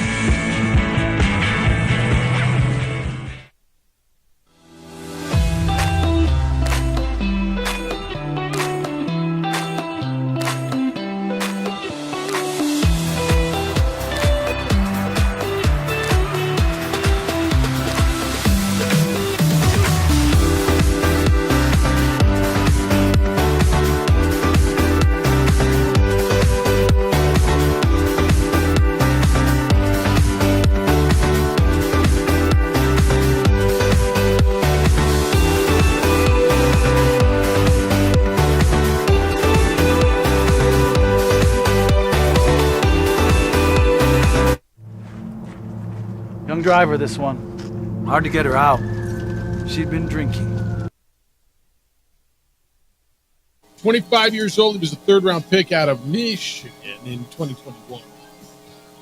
Great season. He had career highs across the board. 80 catches, almost 1,300 yards, 8 touchdowns. So C.J. Stroud, Tank Dell, Nico Collins. They've got Stephon Diggs on a one-year contract. Their head coach is D'Amico Ryans. He said that the 3 receivers can all hit the secondary in different ways. Bottom line is, JJ, they're finding ways to pay their guys right now because why? Got a quarterback on a rookie contract, right? Yeah, they're. I don't know when you can negotiate a rookie deal again. So it's at least this year, next year that they're still going to have him on that rookie salary for C.J. Stroud. It's a big window for them right now. Now, the Niners have a really cheap quarterback too. A quarterback that's making under $1 million a year. But what do they do with everybody else? How do they pay their starters? So the highest paid non-quarterback 49ers defensive end is Nick Bosa. New money average of $34 million a year. How does Minnesota spread it around? How do they spread it around? You're watching everybody else around the league, right? You've got guys like Justin Jefferson who want to get paid. Their GM in Minnesota said, quote, "We've said it, we'll continue to say it. We think he's the best wide receiver in the league and should be compensated as such. We think he's one of the best non-quarterbacks in the league. Think he should be compensated as such." You keep saying that stuff, you're going to have to pay that man at some point, aren't you? Yes, and a quote like that, so Justin Jefferson is just sitting there going, all right, I want to eat. We got Devontae Adams. He's got the highest value at 140. Tyreek Hill's getting $30 million per year. Amon-Ra St. Brown got $77 million guaranteed. So let's just clip all those numbers, and that'll be my new contract. Is anything less than any of that going to work for him? Not when you have your GM like putting that out there, saying we got to break. Now he didn't say we got to go out and break the market, but he's saying he's the best, which means to the player, let's go break the market, right? I don't think Justin Jefferson is going to end up signing long term. I don't know why. I just get this gut feeling that says they're not going to come to terms that are agreeable to the receiver, to the player. Now they're going to have a rookie quarterback for a while, so they're going to have some money to throw around, right? And this would be the time to do that. That's why I thought it was really interesting when the story started coming out there that maybe they were trying to trade for Malik Neighbors and move on from Justin Jefferson to reset at wide receiver. And then they believe in Sam Darnold, that you got Kevin O'Connell, good offensive system. We can get a lot out of Sam Darnold with another potential 1A wide receiver in Malik Neighbors, because this feels like of the situation. Oh, you lock in your wide receiver one. That's kind of where the league is going. It's still built inside, but you have your quarterback, you protect your quarterback, you rush the passer, and then you have your established top target. Give me a top team in the league that doesn't have a stud receiver, because I don't think you can. Buffalo is probably the one, but you got to decide. They just drafted. They got rid of their receiver one. Miami's got Hill. The Jets have Garrett Wilson. The Ravens just went out and made moves, didn't they? The Ravens go do. They went out in the offseason and Zay Flowers isn't it. Well, maybe, I guess they don't. Zay Flowers, Rashad Bateman, and Aguilar. Okay. I'll listen to they probably don't. Cincinnati's got Jamar Chase. Cleveland's got former Cowboy Amari Cooper. Yeah, it is interesting when you look at the balance between a good quarterback, elevating players, and then having a good quarterback with at least one elite wide receiver, and what does that do? Because you look at a team like the Steelers, was it Kenny Pickett or maybe not having those guys? They made their decision on the outside, and they felt, well, it's Kenny Pickett, and we think we'll be better with Russell Wilson or Justin Fields. And then you see other teams lean into that, which I think another fascinating conversation this year is going to be Tennessee. Is they said, all right, Will Levis, you're going in your second year. We're hiring an offensive head coach from Brian Callahan, the offense coordinator from Cincinnati. We are going to give Calvin Ridley a boatload of money to pair with Nuke Hopkins. Yeah, we'll bring over Tyler Boyd, too, to help, because he knows that Bengals offense. Treylon Burks is their fourth. They got a great receiver. He was former first-round pick. But I think they've kind of realized that. I agree with you there. I mean, they've given him every reason to succeed. Like, the Titans believe in Levis, and now it's up to him. And everything you said.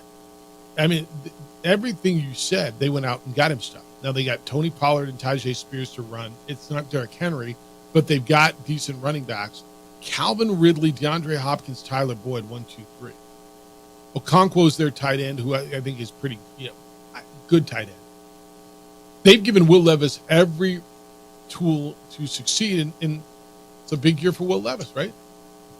It's a big year. Is he going to be an NFL quarterback, and is he going to be their NFL quarterback? Mike, good morning. You're on the Sports Animal. What's up, Mike? Hey, what's up, guys? Thanks for taking my call. Just a comment real quick. I think the AFC South is fantastic, and I think Will Levis has a real big year. I think that dude is a stud. I do too. And I think that they have a real big year, but I kind of wanted to comment on your team. You were saying, tell me a top team that doesn't have a real stud wide receiver. So let's go to the Chiefs. I know they got Kelsey. He's a little bit up in age, but they don't have a stud wide receiver. Mahomes makes it work with everybody. And the other one in that same division is the Chargers. I kind of commented on this last time I called, but the Chargers, they lost all their pass catchers, and I think Quentin Johnston's a bust. So I just want to throw that out there, see what you guys think about it. Have a great day. Yeah, I know, it's great. And the Ravens don't either, but both of them have stud tight ends. Patrick Mahomes is the eraser in this situation. He is, but so is Kelsey, too. Like, Kelsey's not a wide receiver. I understand that. But you're right. Mahomes erases everything, and he's got that, dude. The Ravens, the same thing, with Mark Andrews, right? But he's right. He's absolutely right.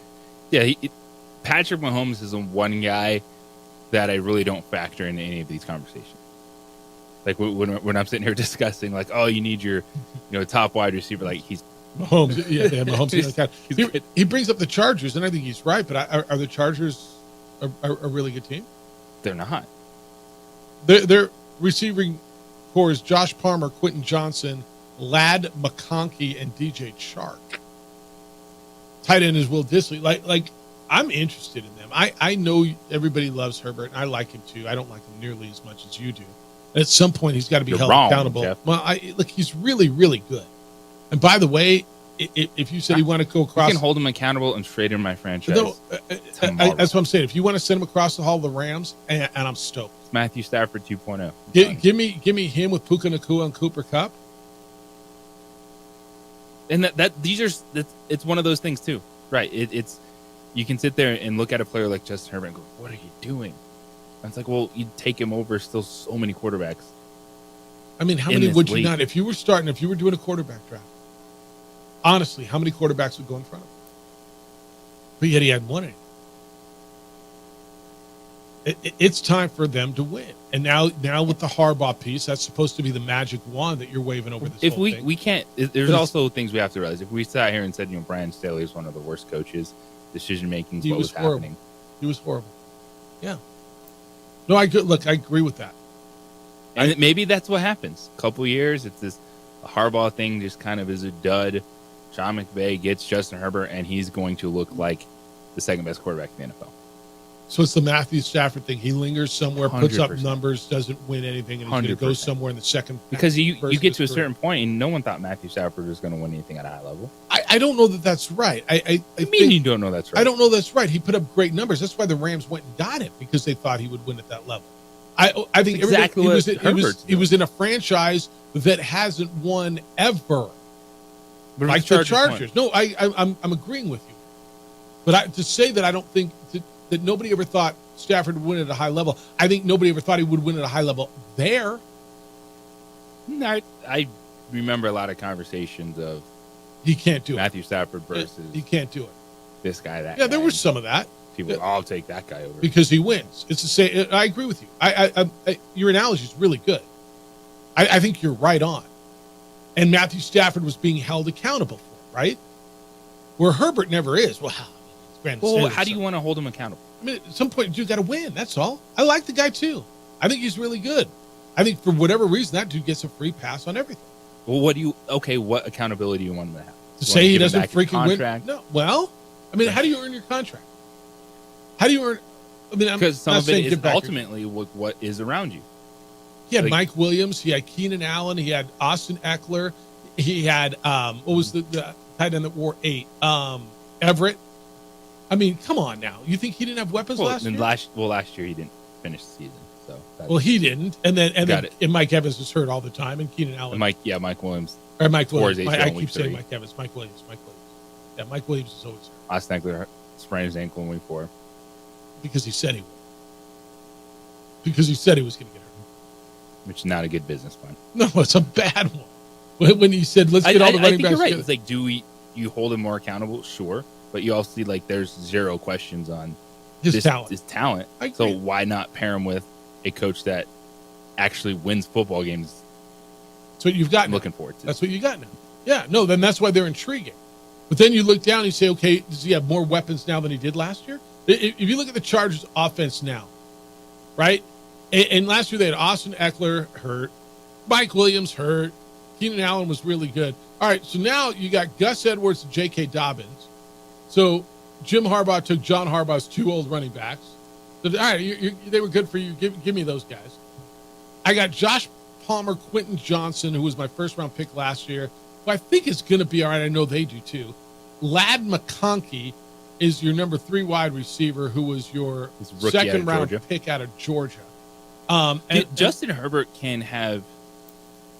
Now he doesn't have the same wheels as Lamar Jackson, but he's going to have a Lamar Jackson season. All right. So you say Mahomes the eraser. Mm-hmm. Is anybody else the eraser? Like Lamar Jackson kind of is because those skills, right? Lamar Jackson is because he hasn't had a great receiver and he's had 2 MVP seasons. Now it did help. Should Justin Herbert be that guy? I think yes. I think he can be that guy with competent coaching overall. I know he's had Kellen Moore as his OC, and that offense did pop. They had the terrible playoff failure, which is on everyone. They were up 27-0, and lost to the Jaguars. Pooped all over themselves. Yeah. That goes on everybody, Herbert and everyone. That's why the coach isn't there anymore. Yeah, and Brandon Staley is gone. Although he got another year. But this is one where if you're trying to figure out who the Chargers are going to be without that type of player on the outside, yeah, we can find out. Yeah, they might be the Ravens. Can they run the ball like the Ravens? Are they going to be? They got two old Ravens running backs. All right, let's break. We'll come back and continue. Left tackle. I know. They did. 505-246-0610. I want to continue this conversation because this one fascinates me. I like Justin Herbert. I just feel like that dude, more than anybody's gotten a free pass. And JJ's question is fair. How do you want him to be held accountable? I mean, like, does he give back his money? No, he's not giving back his money. But at some point, he's got to start winning, or that franchise got to start winning too. It's the opening drive on 95.9 FM and AM 670 Sports Hour.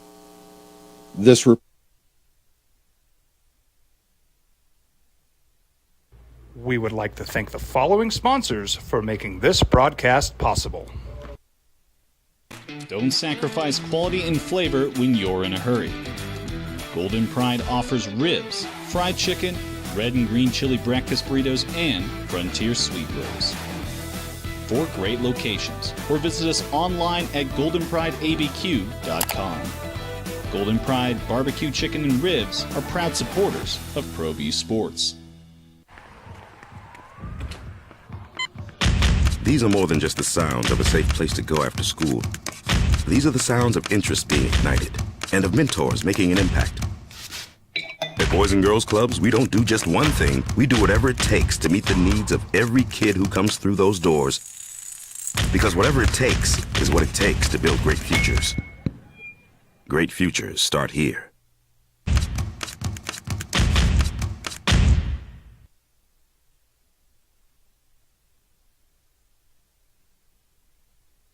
We would like to thank the following sponsors for making this broadcast possible. What's going on, Lobo Nation? Ja'Cory Krosky-Miller here. And I'm Devin Dampier. The Lobo football team is going through some changes, but we're here to stay. We'll put in the work on the field and in the weight room, but we'll need your help off the field. 505 Sports Venture is leading the charge in the NIL space. And you can be part of it. Shorty, she better than all my intentions. Locked in, shorty, you got my attention. CEO, baby, I get you the business. Touchdown and pay you a visit. Teenagers love a party, especially during prom and graduation season.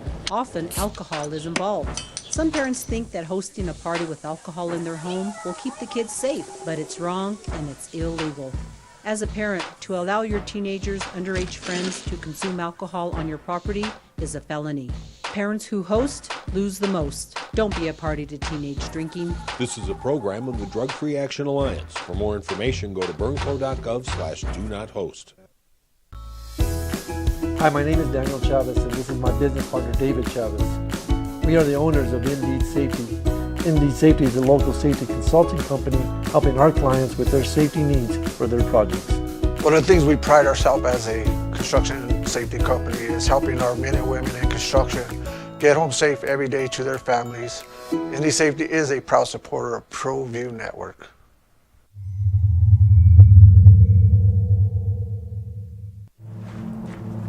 Young driver, this one. Hard to get her out. She'd been drinking. This one. Both of them gone. They'd been drinking, and he drove clear off the road. This was my family. Drunk driver hit us.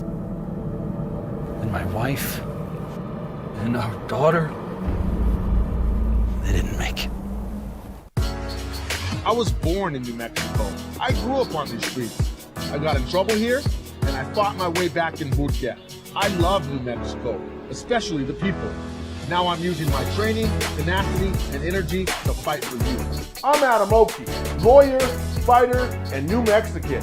I was a local athlete here in New Mexico, so I'm proud to support your local athletes.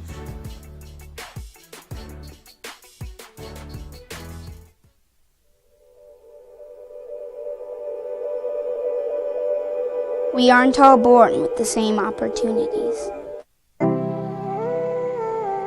But it's the people who care that change everything. Get ready, Spell, get ready!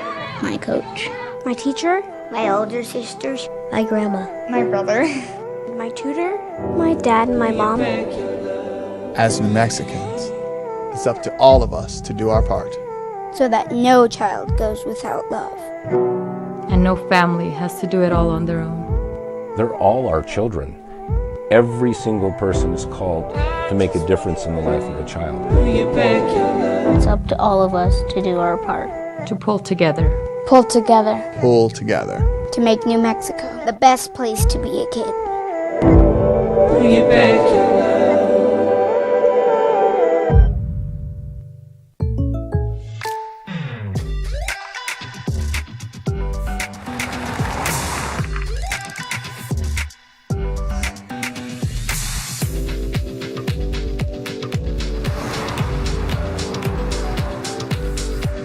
For your surprisingly great rates, contact your local State Farm agent today. If you want the real deal, call State Farm agent Marty Size in Albuquerque today. Like a good neighbor, State Farm is there. Hey, look! It's Dwight Goodman! Boom! This place is hot. Let's see if anyone needs my help. How about I drive you madman home, huh? I got this, Dwight. I'm the designated driver. Boom. Sweet. Does anyone need Dwight's help getting home tonight? No thanks, Romeo. I've got a taxi all lined up. Drive safe, Dwight. Boom! Boom!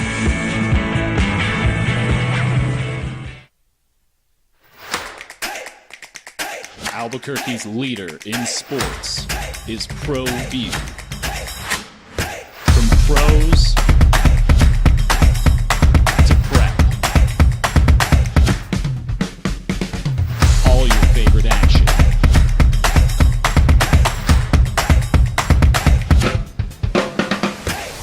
All your favorite talk shows.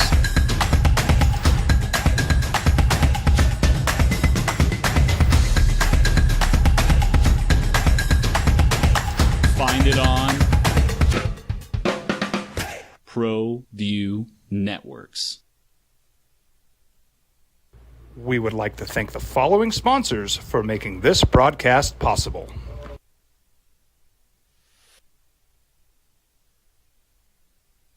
Time to listen to Two Men On with Van and Fred. Weekdays from 4 till 7 on 95.9 FM and AM 610. The Sports Animal. This is a fascinating one to me because I think we all think Justin Herbert, the Chargers quarterback, is really good. I don't think anybody's denying that. And I think JJ's Matthew Stafford comparison is really, really on point. But at some point, yeah, he puts up great numbers, but they don't win. How many years is he in? 5? You got to win. You got paid $50+ million. Leave Justin alone. I like Justin. Scott, good morning. You're on the Sports Animal. Thanks for holding. What's up, Scott?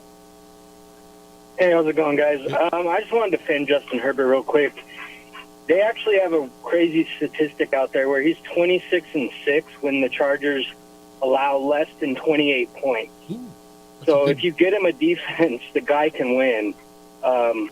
It's just a crazy stat out there. I just wanted to throw that out. That's a great stat, and appreciate you, Scott. Thank you.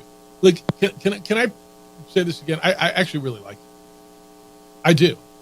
Now, I think he's on a franchise that is jinxed.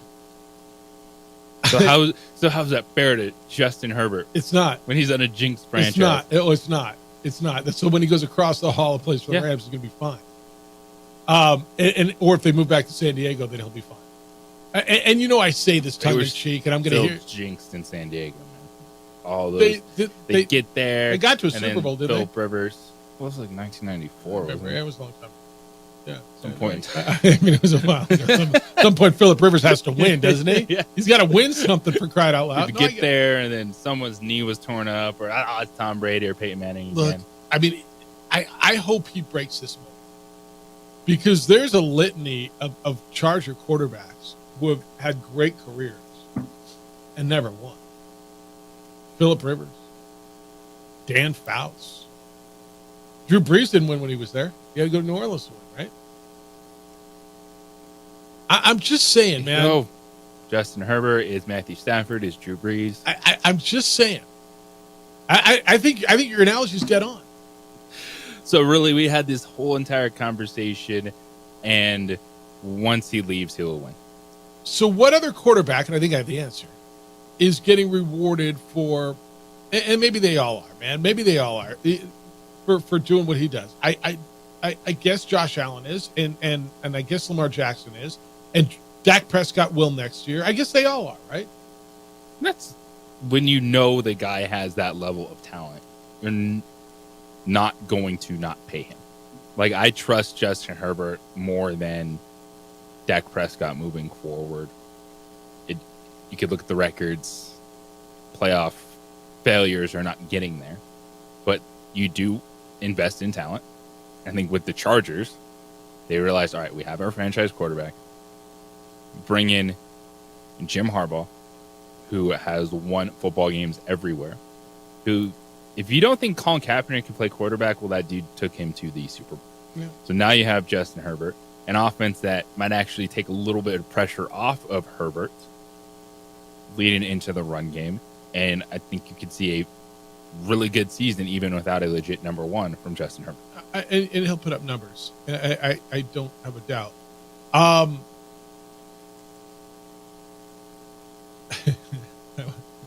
See, I got two thoughts coming out of my head. One of them is I'm looking at quarterbacks getting that, and it's not fair because you look over the last bunch of years, basically 2 or 3 quarterbacks have won, right? It's Patrick Mahomes and then whoever, Matthew Stafford won once, and Tom Brady, right? Over the last 5 to 6 years. I mean, nobody, Brady's done. Stafford's on the back end. It's like someone's going to have to break this mold of getting paid and winning. Yeah, and so Mahomes did. Mahomes is the one that. But I look at it, I think no matter what happens, I think Dak Prescott is in the most pressureless situation. And you go, what are you talking about, Jeff? He's got to win this year. Look, man, even if he doesn't win, somebody's going to pay him $60 million next year. So the Cowboys don't, his free agent, Seattle's going to pay him $60 million. Or Tampa Bay is going to, I firmly believe it. You think Dak Prescott will be the first $60 million 55, quarterback? 50, whatever. Maybe if 60 isn't the number, Whatever. 55. All right, somewhere in that number, right? I don't know the difference between 55 and $60 million, other than it's $5 million. But y'all do. 55 and $60 now we're talking. But the fascinating one to me, where do you slot Brock Purdy? What should he make when he finally gets paid? Brock Purdy's been to NFC Championship games. Dak Prescott hasn't. Brock Purdy should be top 5 paid quarterback. Brock Purdy's going to conference championship games. So your guy isn't. He's not. Justin Herbert isn't. He's the fascinating one of all of this to me. And that is where you got to put your big boy pants on in the negotiating room, and you balance. Like you look at Brock Purdy. Yeah. And 5th most yards in the league last year. Like, he checks all those boxes. 31 touchdowns, 11 interceptions. But the thing that people are going to say is, well, it's all the talent around him. It's all the talent around him. You can't be this good if you have to pay him because you can't pay everyone else. So it's going to be interesting this year if they don't have Debo there, or they may, right? They got a rookie wide receiver. Right now they're stacked. It's Debo, Ayuk, and Juwan Jennings and Ricky Pearsall. Well, I think that's and why Christian McCaffrey. So they are stacked. Yes. And that's the challenge when you go into this negotiating room of rewarding a player versus understanding it's still a team game, how you're trying to build a roster. And I think that's why the 49ers took a wide receiver in the first round. It's because they're moving off of one of those guys. One of them, Ayuk or Debo, yes. And I would move off Debo. I agree with that. After this season. Just because I don't think his place is sustainable for what they ask him to do. And so I'm, for Debo, good thing you got some of that money in that contract extension. Let me give you this, because you got dudes like Tua's going to get paid, Dak's going to get paid, Goff just got paid, Allen's been paid, Mahomes has been paid, Trevor Lawrence has been paid, Matthew Stafford's been paid, Lamar Jackson's been paid. This guy was the 5th leading passer in the league. He's gone to the NFC Championship twice. I get it, man. He was the last pick of the draft, but it doesn't matter anymore. You know why? Because dude performs at this level. If he takes you back to the NFC Championship or further again this year, I don't know how you don't make him one of the top 5 paid quarterbacks. Dude's making under $1 million a year right now. You're stealing. I think you're looking at probably Jared Goff, Kyler Murray type of contract. That's beautiful for him. Yeah, for him, and with these contracts, it's hard to wrap your head around these numbers and how you do it. But to me, what these players want more so than anything else, they want the guarantee. They don't care if it's $47 million per year versus $58 million per year, because it comes down to what percentage of that contract is guaranteed to get you to that number. That's right. And right now, you look at Jared Goff and Kyler Murray, they're 6th and 7th in total guaranteed money. And that's $170 for Goff, $159 for Murray. And Goff, do we have an argument that he should be paid what Kyler Murray is? He's going to get in that $215 to $230 overall range with that level of guarantee money. For a guy picked last in the draft. Yeah. Do we have an argument that he is at least as good a quarterback as Kyler Murray?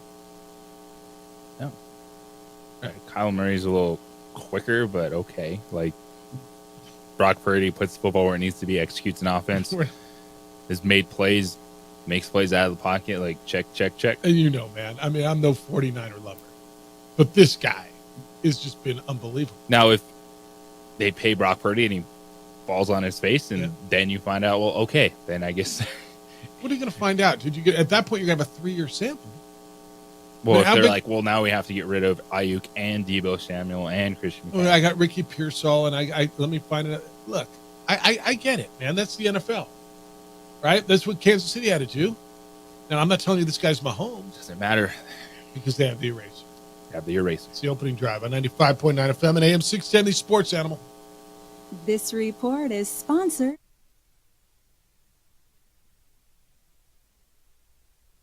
We would like to thank the following sponsors for making this broadcast possible.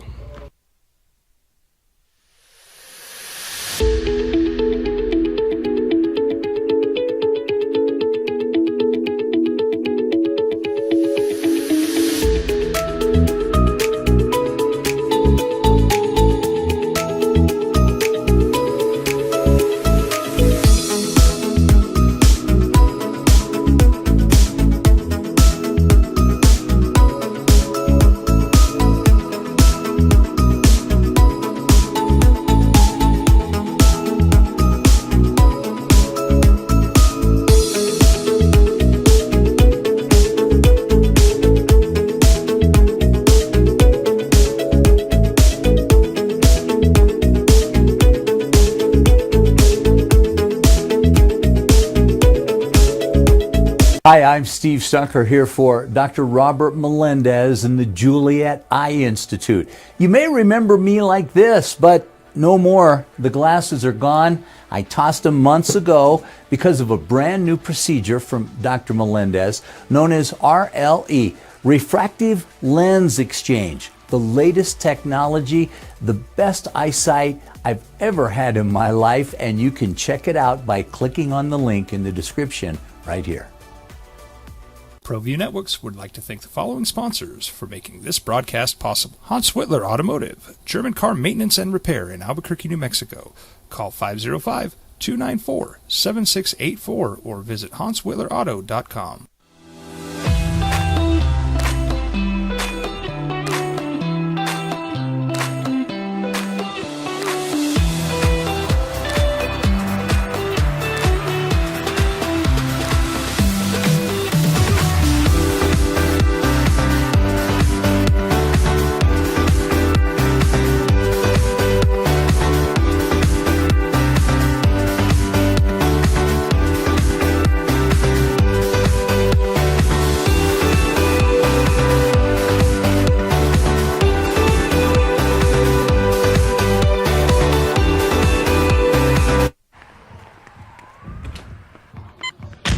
These are more than just the sounds of a safe place to go after school. These are the sounds of interest being ignited and of mentors making an impact. At Boys and Girls Clubs, we don't do just one thing. We do whatever it takes to meet the needs of every kid who comes through those doors. Because whatever it takes is what it takes to build great futures. Great futures start here. We would like to thank the following sponsors for making this broadcast possible. Evergard Roofing and Solar. For nearly 20 years, Evergard Roofing and Solar has been working with New Mexicans to enhance their homes and businesses. For all your roofing and solar needs in New Mexico, call 505-821-9543.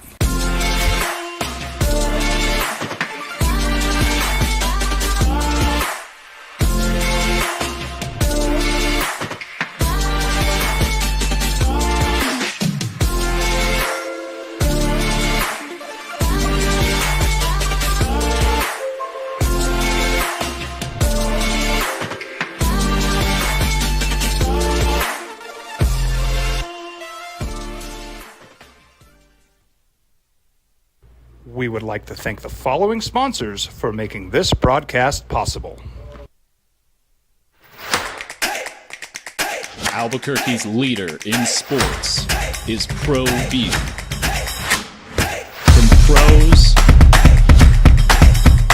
to prep, all your favorite action.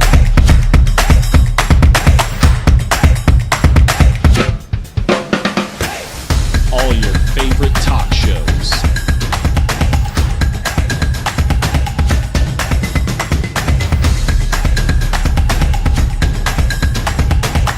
Find it on ProView Networks. If you're drunk, blasted, intoxicated, rip, plastered, destroyed, bruh. If you're like this, you shouldn't be driving. I was born in New Mexico.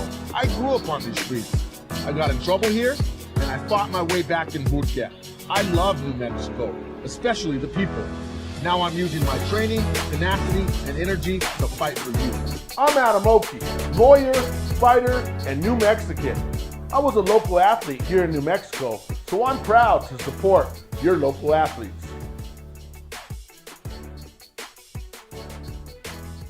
What's going on, Lobo Nation? Ja'Cory Krosky-Mirror here. And I'm Devin Dampier. The Lobo football team is going through some changes, but we're here to stay. We'll put in the work on the field and in the weight room, but we'll need your help off the field. 505 Sports Venture is leading the charge in the NIL space. And you can be part of it. Shorty, she better than all my intentions.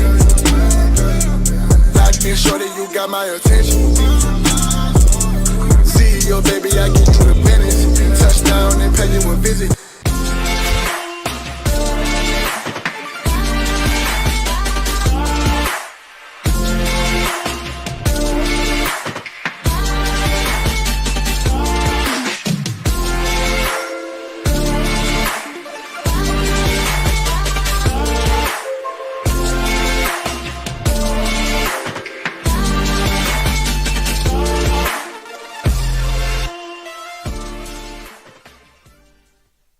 These days, it's important to know people and businesses you can trust. There's a lot of places where you can buy a vehicle, but there's only a few local dealerships where you'll find honest people who have your best interests in mind. And Fiesta Kia is one of them. We've been helping our neighbors save money and drive dependable cars for years, and we'd love to help you. With new Kias arriving daily, you'll love our selection and the peace of mind you'll get driving a Kia from Fiesta. So stop by and see us today at Fiesta Kia on Lomas, or just start driving now at fiestakia.com. Teenagers love a party, especially during prom and graduation season. Often, alcohol is involved. Some parents think that hosting a party with alcohol in their home will keep the kids safe, but it's wrong and it's illegal. As a parent, to allow your teenagers' underage friends to consume alcohol on your property is a felony. Parents who host lose the most. Don't be a party to teenage drinking. This is a program of the Drug Free Action Alliance. For more information, go to burnco.gov/do-not-host.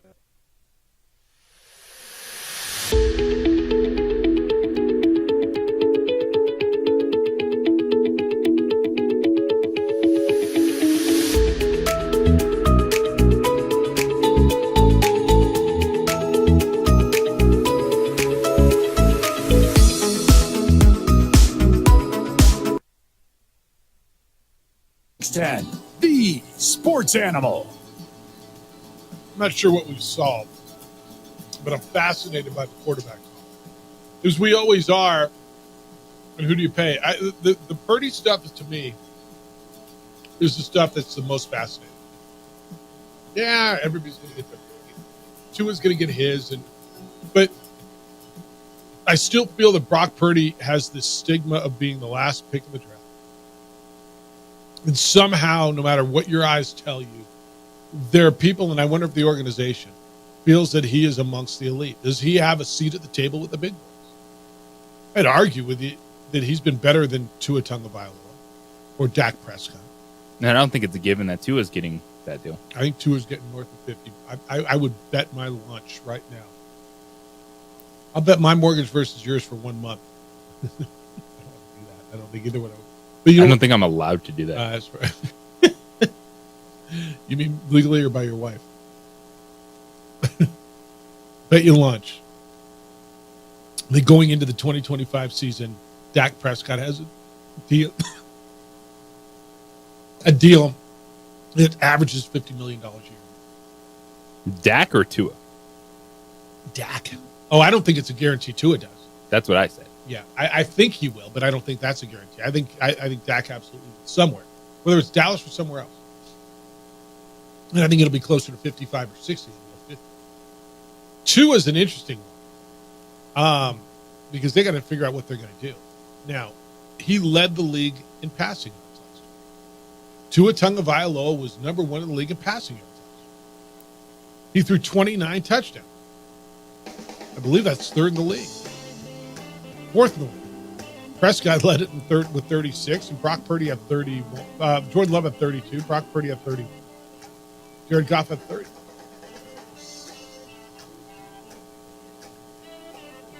And then Matthew Stafford wants to pay him too. All right, when we come back, got some hoops for you. So you know JT Toppin's not in the draft.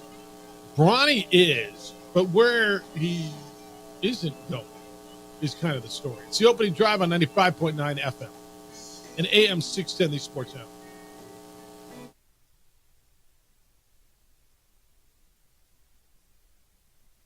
We would like to thank the following sponsors for making this broadcast possible.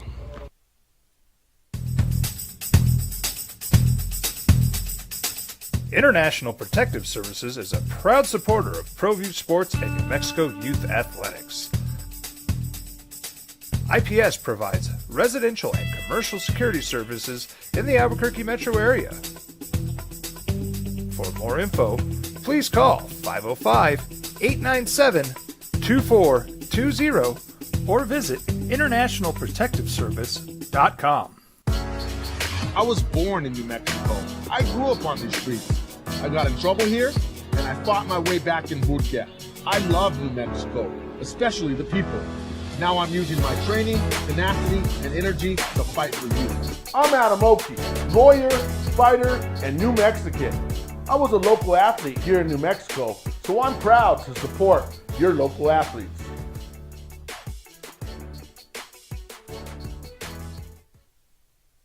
We would like to thank the following sponsors for making this broadcast possible. Hi, I'm Steve Stucker here for Dr. Robert Melendez and the Juliet Eye Institute. You may remember me like this, but no more. The glasses are gone. I tossed them months ago because of a brand new procedure from Dr. Melendez known as RLE, Refractive Lens Exchange. The latest technology, the best eyesight I've ever had in my life, and you can check it out by clicking on the link in the description right here.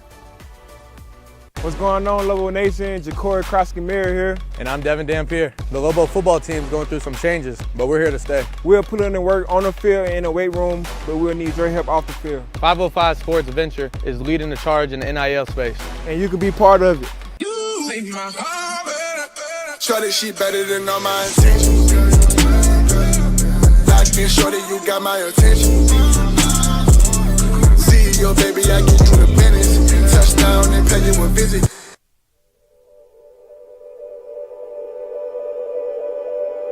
We aren't all born with the same opportunities. But it's the people who care that change everything. Get ready, Sprout, get ready.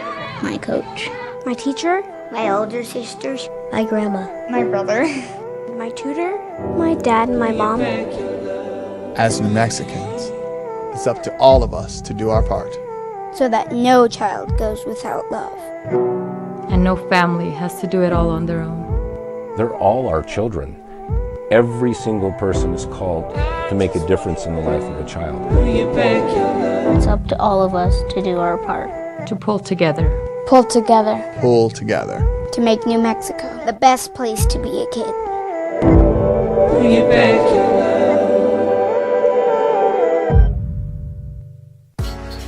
I was born in New Mexico. I grew up on these streets.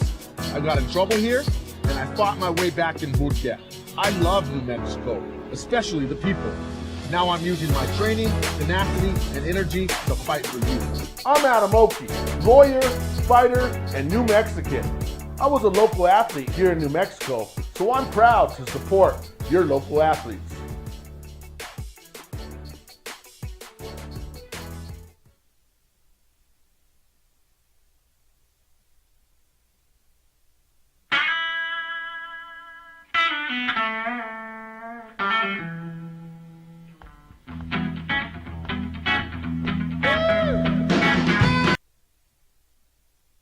The best sports show in New Mexico for 5 years running. It's the OD in the AM with 3-time New Mexico Sportscaster of the Year, Jeff Symbieta and JJ Bond. Hoops last night. It continues in the West. Minnesota goes to Dallas, or I guess they stayed in Dallas. Wins in Texas, 105-100. Carl Anthony Towns. Is his name Carl, or is his name Carl Anthony? Is Anthony like when you address him, is he Carl, or do you call him Carl Anthony? I think it's Carl Anthony. It's like his official first name. Okay, I didn't know if his last name was Anthony Towns or his middle name, or. I think the Carl Anthony is what's hyphenated. All right, Carl Anthony scored 20 of his 25 points in the second half. Came back and he was struggling, man. Anthony Edwards, 29 points, 10 rebounds, 9 assists, and the Winners finished last night. It was down the stretch, and it was touchy. If you watch it, you know. Triple double for Luka. Doncic had 28 points, 15 rebounds, 10 assists. Hit a big three-pointer, had an opportunity to 4-point play, missed the free throw late in the game. And this will go back to Minnesota for game 5. No team who has been down 3-0 in an NBA series has ever won, JJ. And I don't know that I believe that's going to change now. But I do believe if Minnesota, who was down 3-0, wins this game 5, boy, it puts a hell of a lot of pressure on Dallas in game 6. Yeah, but it's the way postseason playoffs are. And I think when you look at Minnesota, not only were they cleaner down the stretch, they played 4 quarters of defense. And you look at what they're able to do. Kyrie Irving was just 6 of 18 from the field. That's how they changed this series, is playing that level of defense, making sure that Luka and Kyrie aren't both going off for crazy games. That's the hardest thing to do. And that's why I don't think they can make this anything crazy where it goes to game 7. Yeah, they got to go up and close it. All right. The other big story, if hoops-wise, certainly around here, and you're going to tell me it's not around here, but it kind of is. JT Toppin, the Mountain West Conference Freshman of the Year, took his name out of the NBA draft, and he is going to that bigger stage in Lubbock, Texas. He'll play at Texas Tech. Good for him. He'll make money, and that's good. Is today the day, the NBA draft deadline day, to pull your name out? Yeah. Okay. Bronny James is keeping his name in the NBA draft. He is going to the NBA. JJ, this is going to be really interesting how this plays out and how his agency or his agent handles this. So evidently he has declined, according to The Athletic, over 10 workouts with teams that have requested private workouts with Bronny James. He's considering the Lakers and the Suns. Suns evidently are interested at number 22. They're trying to lure LeBron to Phoenix. Bronny's agent has said, and this is where it's going to get interesting, that he wants guaranteed money. But he will not accept a two-way contract. A two-way contract means going up and down for the G.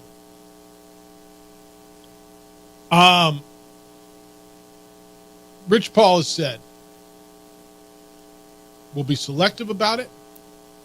We will not give private workouts. And he has to have a guaranteed contract. JJ, only first-round picks are guaranteed. Only first-round contracts are guaranteed. Now, I'm pick your team, and mid-second round, early second round, Bronny's sitting there. Do I take a flyer? Second-round picks are crapshoots. Sometimes they're Nikola Jokic, and most times they're not. I'm not sure I'm giving a guaranteed contract to a guy who I'm not guaranteed is worth that guarantee. This is why they're doing this right now. So, Rich Paul, man, I'm forgetting the player. So he's gotten players in the second round guaranteed contracts. But this is why they're doing that, because they know that Bronny James is a developmental prospect. If he's 2 years away from being 2 years away type of player. So that's why they're trying to guarantee him money. They're trying to get a team that's going to invest in him and say, hey, we're going to stick with Bronny. We're going to give him this developmental path, which is why I think it's kind of a detriment to Bronny that they're so against a two-way contract. They think the kid needs to play basketball. He hasn't played a lot of basketball, especially at a very high level. And so from an agent standpoint, this is what he does with not just Bronny James, but his other players. Like, he's gotten some guys guaranteed deals in the second round. But you understand why they are pushing this so much, because they know that if a team doesn't give him time, then he's never getting a chance. That's why they're trying to force it on a team. Why not? And because he's Bronny James, like, no G League? Because So where's he going to develop? So I have to double check. I wonder if you can go down even if you're on a if you're on a guaranteed contract. Is there like a certain number of times you can go? Well, first of all, does he want down? to and will he? Right? I mean, is Rich Paul going to let him go down? His agent. I don't know how you develop a guy by just sitting at the end of an NBA bench and watching his dad. I don't know how a guy's supposed to develop and get better by not playing. And we've watched guys develop in the G League and come up and play.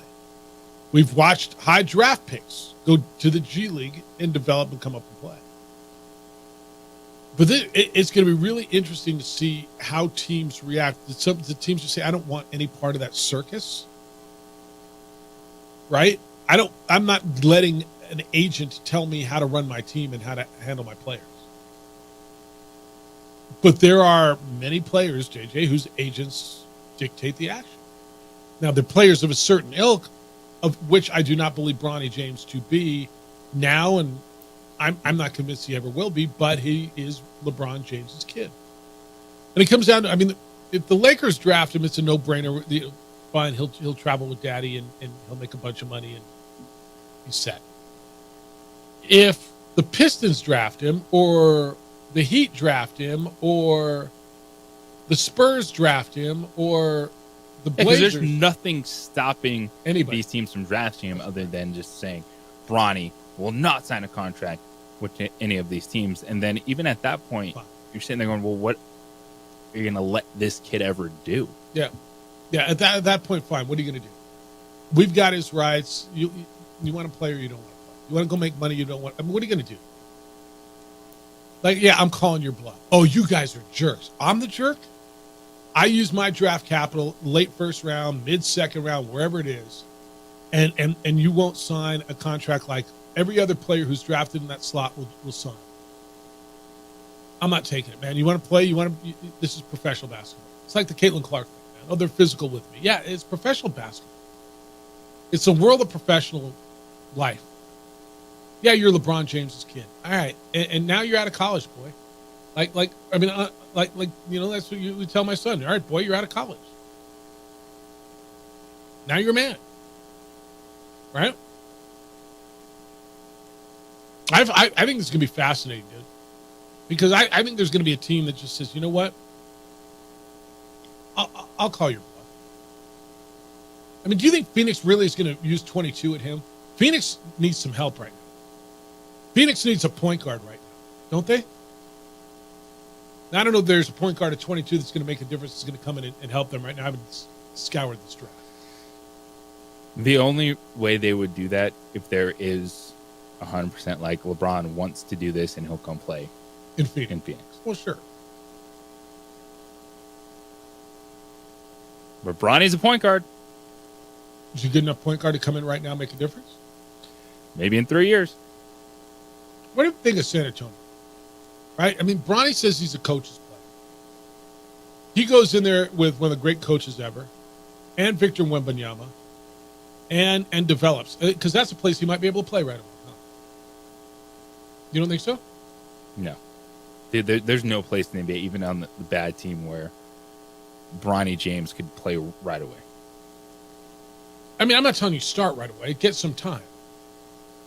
So he's not ready at all. And see, that's the whole thing. That's the whole thing. What do we do?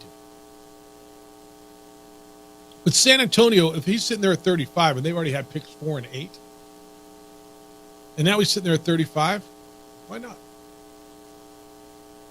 Top of the second. At that point, I look at it and say, all right, that might make a little bit of sense. I'm going to be fascinated by this one. I will. We'll watch this play out. 505-246-0610. Our text line is down this morning. We're working on that, but you can send emails. Jeff@sportsanimalabq.com. JJ@sportsanimalabq.com. On the Twitter or the X, it's _JJ Buck. And on the Facebook, the OD and the AM. You can watch the show Adrian's producing on Comcast Channel 26, ProView Network's YouTube channel as well. When we come back, Major League Baseball has added Negro League stats to their record books. Good idea? Not good idea? Because it changes a lot of things around. It's the opening drive on 95.9 FM and AM 670 Sports Animal.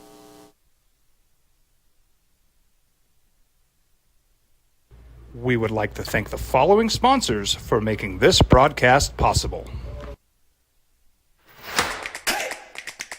Albuquerque's leader in sports is ProView. From pros to prep, all your favorite action.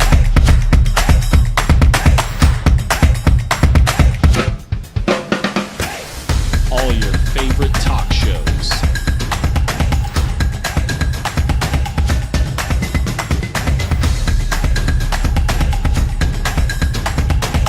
Find it on ProView Networks.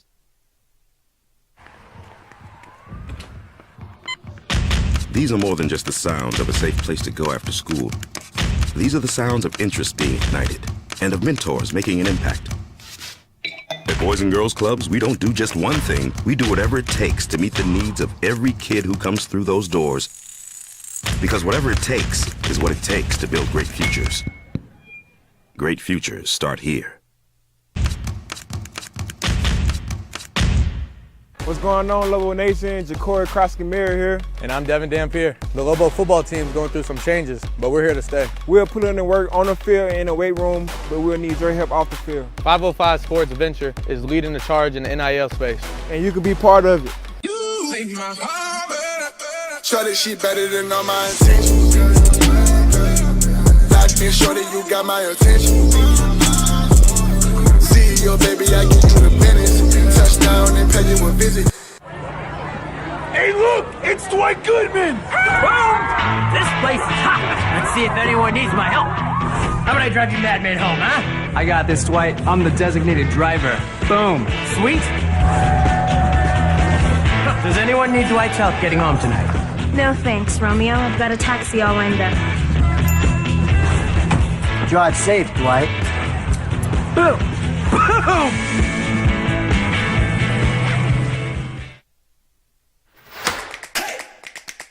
Albuquerque's leader in sports is ProView.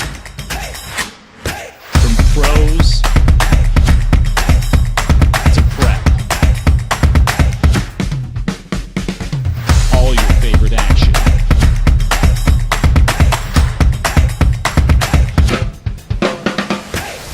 All your favorite talk shows.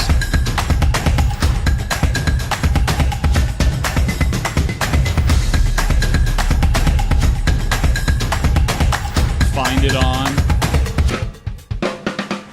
ProView Networks. These days, it's important to know people and businesses you can trust. There's a lot of places where you can buy a vehicle, but there's only a few local dealerships where you'll find honest people who have your best interests in mind. And Fiesta Kia is one of them. We've been helping our neighbors save money and drive dependable cars for years, and we'd love to help you. With new Kias arriving daily, you'll love our selection and the peace of mind you'll get driving a Kia from Fiesta. So stop by and see us today at Fiesta Kia on Lomas, or just start driving now at fiestakia.com. What's going on, Lobo Nation? Ja'Cory Krosky-Miller here. And I'm Devin Dampier. The Lobo football team's going through some changes, but we're here to stay. We'll put in the work on the field and in the weight room, but we'll need your help off the field. 505 Sports Venture is leading the charge in the NIL space. And you can be part of it. Shorty, she better than all my intentions. Locked in, shorty, you got my attention. CEO, baby, I get you the business.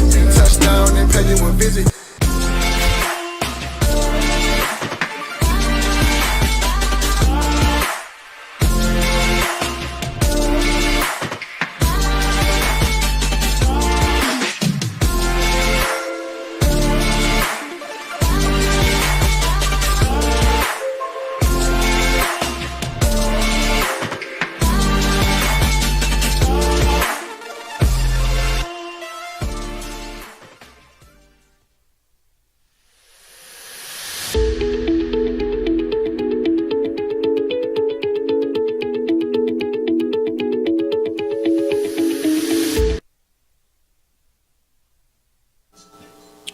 JJ at sportsanimalabq.com. I did get this, JJ. This came in from Jeff. It said, really? Texas Tech over us? His agent really screwed him. Talking about JT Toppin. I don't know his NIL deal, but I'm going to guess his agent probably took care of him. I mean, I get it. Texas Tech is in the Big 12. Texas Tech has been to the Sweet 16, so the Final Fours, National Championship game once. They're in their national TV package, that bigger stage, which means bigger money. JJ, I'm going to guess his agent probably didn't really screw him. His agent probably got him a bunch more money. Yes, and it's something that he's comfortable with too. Good friend on the team. Yeah, I mean, I don't know why that would be a surprise. If you're going to tell me, hey, I want to live in Lubbock as opposed to Albuquerque, okay, there's your conversation. And by the way, many people like Lubbock more than they like Albuquerque. I prefer to live here. But that's my decision. But it's not about what city I'm living in. It's where I'm playing basketball, the stage, and where it's going to get me. And by the way, how much NIL I'm in. 505-246-0610. 888-922-0610. If for whatever reason you still pay a toll. Rudy, good morning. You're on the Sports Animal. Hi, Rudy. Hey, good morning. I am calling from my Alexa because I had the great fortune of drop kicking my phone into the butte. Oh, really? Why'd you do that? Oh, it was the very last day getting off the boat. It was just one of those freak things where it slipped out. You know, you go to catch it and you tip it about 4 times, and then you kick it off your foot, and it plops right into the good old butte. That's a bad one. That sucks. You better go get a phone. Yeah, well, I mean, you know, thank goodness for insurance. $180 deductible later, I guess they're shipping me a new phone in 3 days. Right. I have to wait 3 days. Now you know what life was like in the 90s before phones. Yeah. Good luck to JT. I hope it's a good move for him. I have my reservations about that and the way the agent went about his business. And, you know, when you're a new agent and you're trying to make a splash, sometimes you don't care who you run over, but it's a round world. That's all I've got to say. And we'll see what happens. So, you know, I don't necessarily consider it a bigger stage. We outdrew Texas Tech, so we'll see what happens. The reason I really wanted to call, though, is I got a chance to meet Bill Walton when he came in to do the game in 2018, Colorado versus UNM.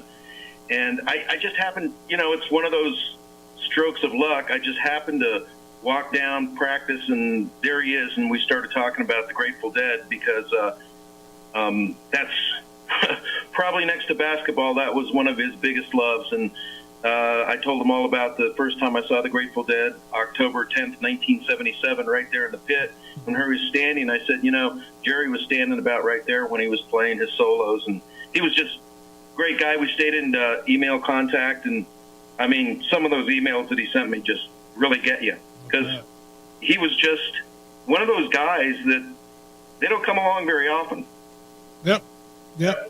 There was something. There was only one Bill Walton, and he was just an amazing person and laid so many blessings on so many people. his life. That I was blown away when I found out that he passed away. Yeah, that was. I knew he was sick. I didn't know he was that bad. I didn't know he was and sick. He never really talked about it when we emailed each other.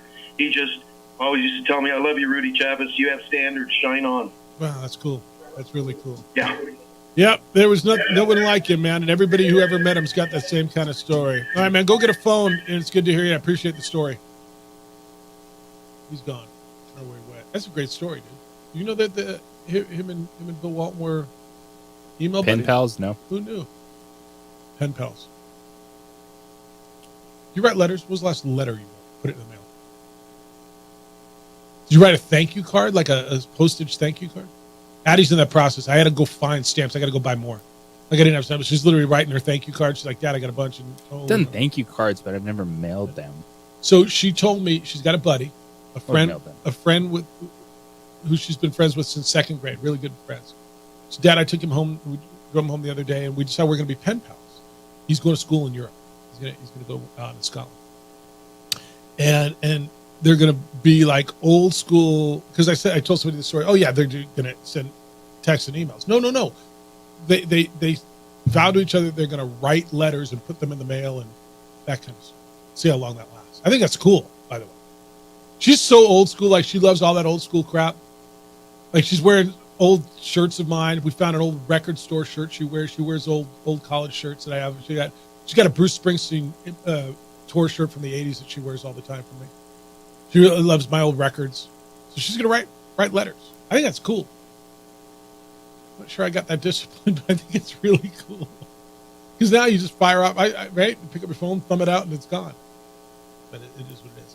All right, what did I tell you before we were doing what did I tease? I totally forgot. 505-246-0610, 888-922-06. Oh, I know what it was. Major League Baseball has decided to incorporate Negro League statistics into their record books.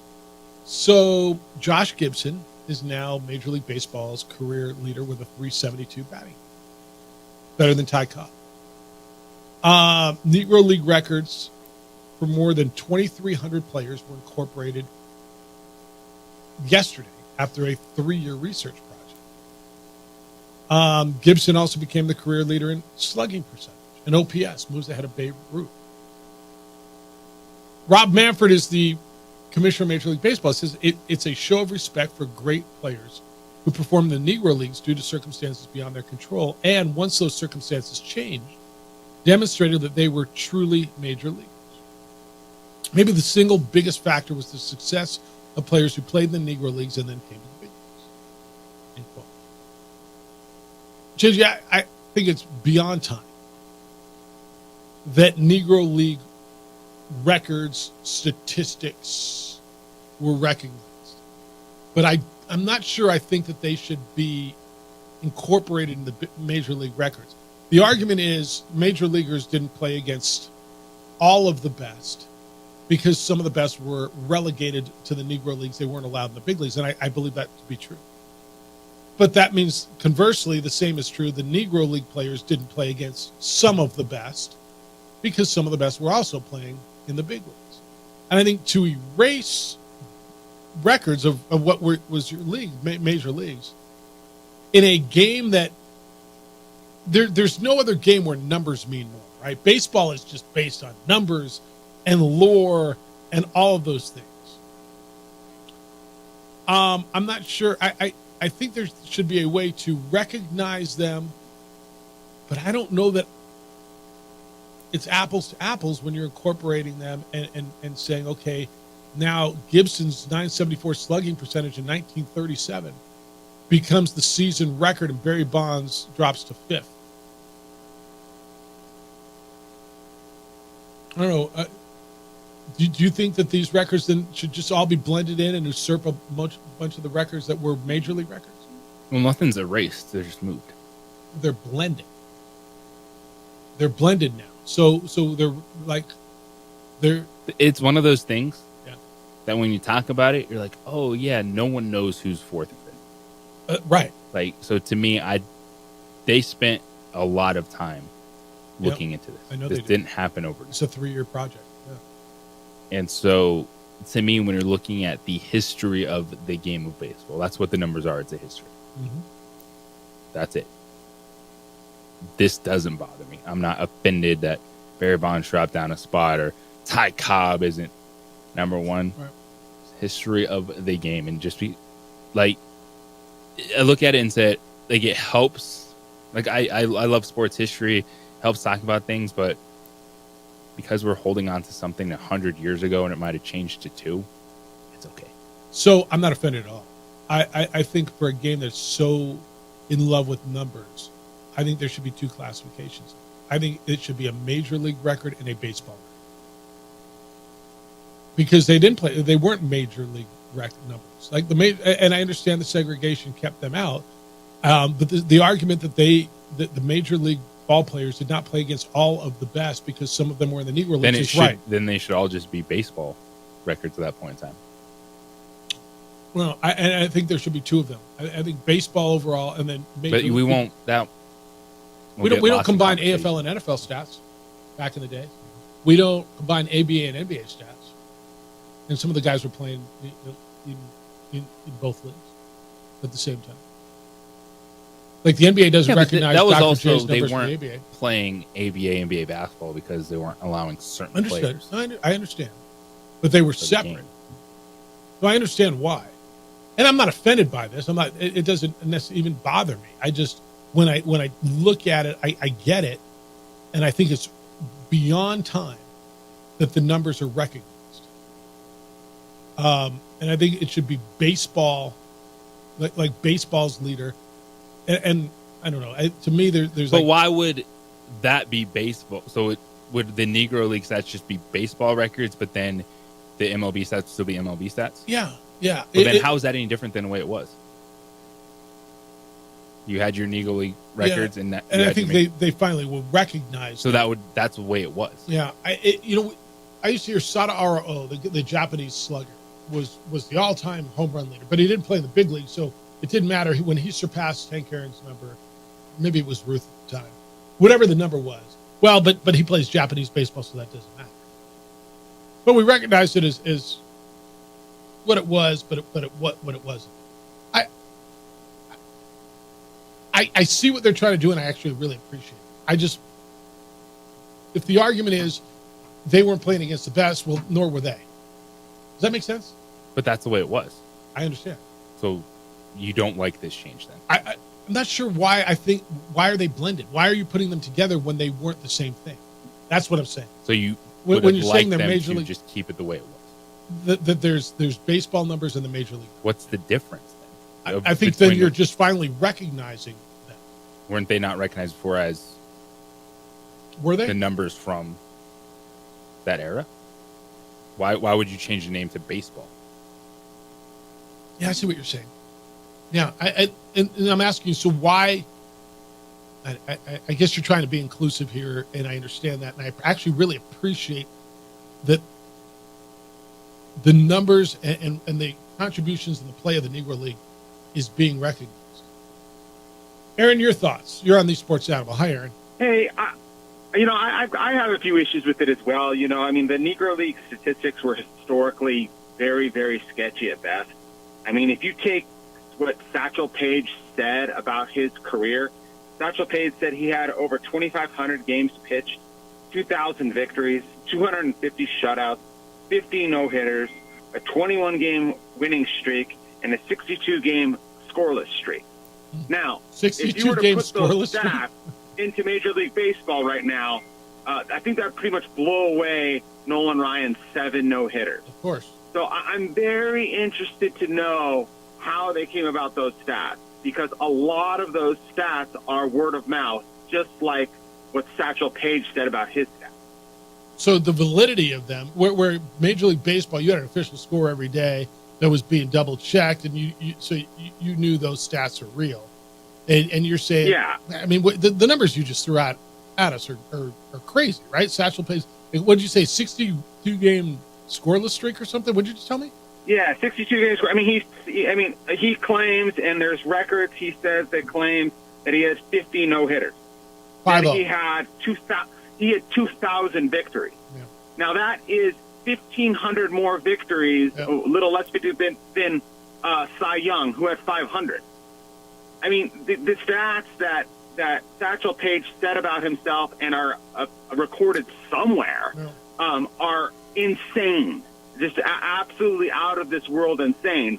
So and like I said, Negro League statistics were very, very sketchy at best. These guys played barnstorming games, sometimes 2 and 3 games a day at night with no lights. I mean, I don't understand how they can just say, oh, yep, that's definitely true. That statistic that was written down. And those are now the Major League records. Definitely true. This other statistic that says Satchel Paige had 50 no-hitters, that one's not. It's interesting. No, I appreciate the call, Aaron. Thanks. So it's really interesting, right? I mean, is it apples to apples? Well, Satchel Paige only gained 28 wins. What do you mean, only gained 28? Among pitchers, Satchel Paige gained 28 wins, rising his total to 125. So that's all he's credited with? Yes. Okay. So the records include about 72% of Negro League records from 1920 to 1948, where they can officially say, hey, we have records on this, whether it's a box score or a written story. Because you can say some of those same exact things for Major League Baseball if you're just looking back at a newspaper thing and citing, well, that's where the stats came from. Okay. So they didn't talk to Satchel Paige and say the dude, I threw 857 strikeouts in 2 days and write that down in the record. Damn, and a guy throws 6 innings now and he's got to sit for 5 days and throw 5 innings the next time out. So they didn't take stories and add that to the record. All right. 505-246-0610. I'm really interested in your thoughts. This is Major League Baseball. They announced in 2020 that they were going to correct a long-time oversight by adding the Negro Leagues to their stats. John Thorne is their official historian. He chaired a 17-person committee that included Negro League experts and statisticians. Thorne said the condensed 60-game season for the 2020 calendar year for the National League and the American League prompted us to think that maybe the shortened Negro League seasons could come under the Major League Baseball umbrella after all. And that's where this all got started. So standards for season leaders are the same for Negro Leagues as other leagues. 3.1 plate appearances for 1 inning for each game played by a player's team. So Gibson now, Josh Gibson's 974 slugging percentage is the season record. Barry Bonds was 863. He dropped to 5th behind Mules Suttles in 2026. Gibson and it's interesting. It's interesting perspective to look at it. Again, it's not offensive to me. It's just interesting. I feel it's a little apples to apples. But to your point, what is the right way to recognize it? I'm not sure what the answer is. 505-246-0610. It's the opening drive on 95.9 FM and AM 610 Sports Out. Telling it like it is. New York, Boston is what?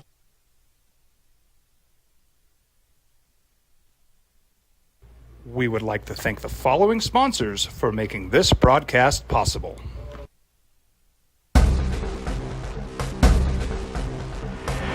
burglary takes place in the United States approximately every 15 seconds. International Protective Service is your answer for commercial and residential security in all of Albuquerque.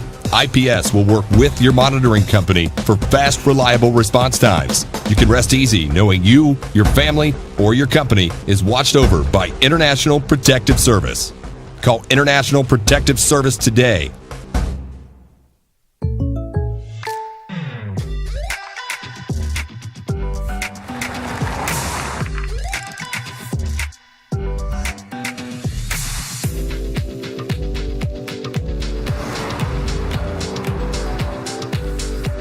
For your surprisingly great rates, contact your local State Farm agent today. If you want the real deal, call State Farm agent Marty Size in Albuquerque today. Like a good neighbor, State Farm is there. Don't sacrifice quality and flavor when you're in a hurry. Golden Pride offers ribs, fried chicken, red and green chili breakfast burritos, and Frontier sweet rolls. 4 great locations, or visit us online at goldenprideabq.com. Golden Pride Barbecue Chicken and Ribs are proud supporters of ProView Sports. If you're drunk, blasted, intoxicated, ripped, plastered, taint, destroyed, bruh. If you're like this, you shouldn't be driving. Young driver, this one. Hard to get her out. She'd been drinking. This one. Both of them, gone. They'd been drinking, and he drove clear off the road. This was my family. Drunk driver hit us. And my wife and our daughter, they didn't make it.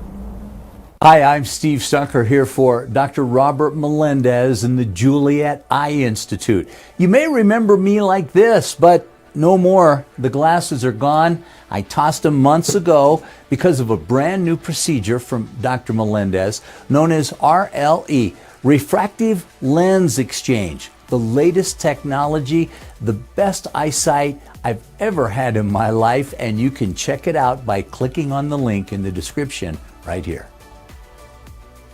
Hi, my name is Daniel Chavez, and this is my business partner, David Chavez. We are the owners of Indeed Safety. Indeed Safety is a local safety consulting company helping our clients with their safety needs for their projects. One of the things we pride ourselves as a construction safety company is helping our men and women in construction get home safe every day to their families. Indeed Safety is a proud supporter of ProView Network.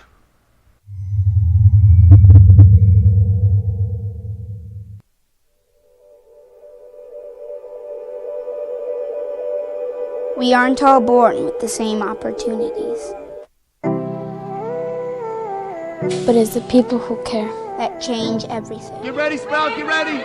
My coach, my teacher, my older sisters, my grandma, my brother, my tutor, my dad, and my mom.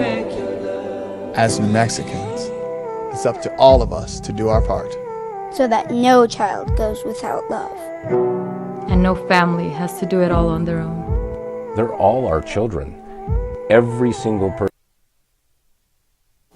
is a Texas Tech Red Raider. Jackson on Mercenaries.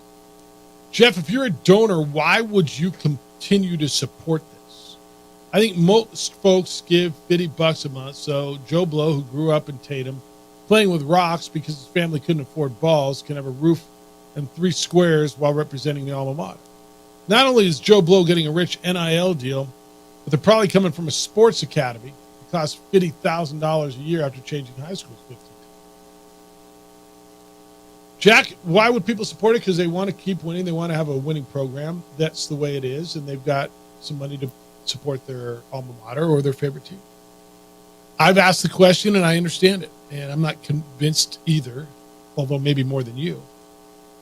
How sustainable is the model, JJ, as far as money, where it comes from, and will this discourage? I guess it's a fair question. For those of you who are giving whatever you give to 505 Ventures, to the NIL, the Level Collective, whether you give $20 a month, $50 a month, or you give $10, $12, $20, $30,000 a year. And I know then you're being asked to contribute to the Lobo Club and buy, your Lobo Club to get your seats, and then buy your seats and your parking, and I get it. I've asked this question a number of times. At what point will people say, "Hey, man, I'm paying, and we're just getting a 6th place team, and we go to the NCAA tournament once every X number of years," or more so at another place where why are we in 7th place? We're not getting to the NCAA tournament. What am I paying for? And then our best players leave. How? JJ, that's my concern. I've told you that's my concern the whole time on this thing. How sustainable is that revenue stream year after year after year? And do people get frustrated? Yes. And when it gets to that point, you deal with it. But until then, this is I don't even say rules, but the way the game is being played right now. And if you want to play that game and use your extra income as a fan to do that, that's what you can do. And that's the model. That's I just wonder how long it goes. And that email goes until the fans don't want to give in. Right. And or that until they say, hey, guess what? I have The universities are taking over, and now it all folds into your athletic salary cap.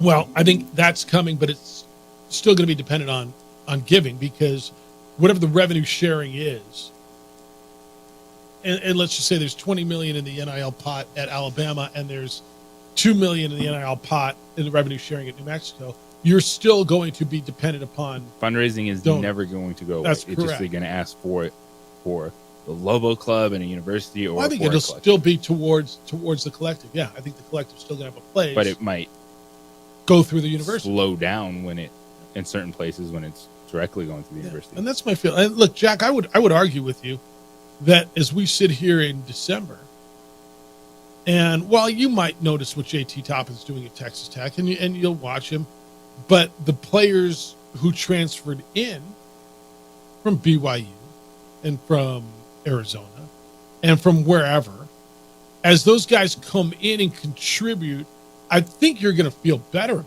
it. I think you're going to have a better feeling about the transfer portal. Yeah, this one hurts, and losing JT Toppin hurts. But I will still argue over the course of time, I think you've done better on guys who've come in than guys who have left. Jeffrey, your thoughts? You're on these Sports Animal. What's up? Yeah, so I pay kind of a hostage fee of $1,000 a year for the privilege of buying the basketball tickets. And that's my limitation. I'm not going to do anything further than $2,000 a year. Okay. Are you going to continue to do that? Is it contingent on results, or you're on? I'm in 2,000 a year. If we finish 10th and miss the NCAA tournament, I'm back in next year because I hope it gets better. Good question. So keep in mind, I've been doing, and I've had tickets for 40 some years, UNM graduate, the whole thing. But today, it's going to be more a function of the team has to be relevant and competitive. And if they're not, I'm just not going to continue to pay $1,000 for the privilege of buying the tickets. As far as NIL, I'm not going to, contribute to a third bucket. I think I've demonstrated my loyalty as an alumni for 40 some years. And I think I did a calculation, and I think collectively Don't do that. I've invested over $45,000 to UNM as a fan. So based on this current model, I don't see that it is sustainable for people like me. I could be wrong. I just don't see it. Appreciate it. No, and it's great insight, and it's exactly what I was looking for. Thank you, Jeffrey.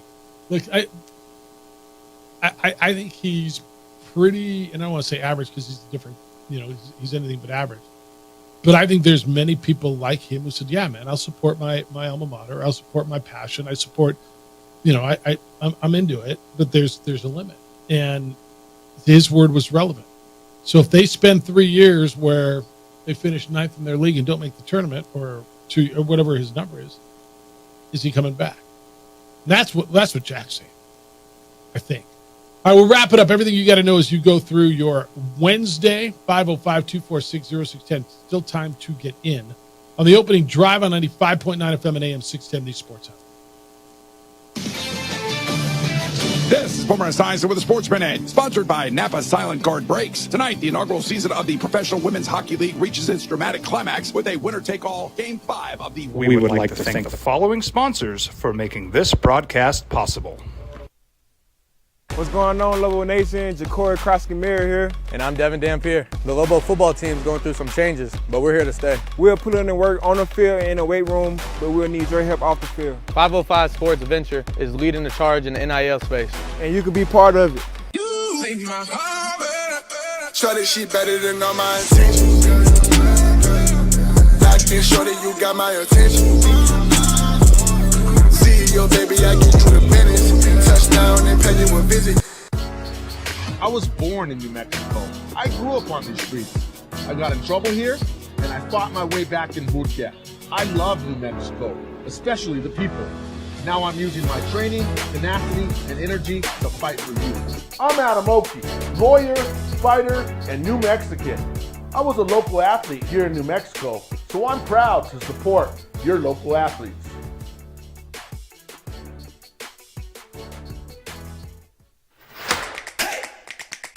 Albuquerque's leader in sports is ProView.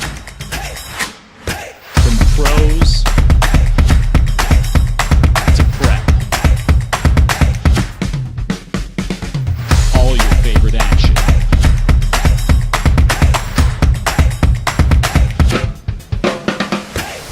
All your favorite talk shows.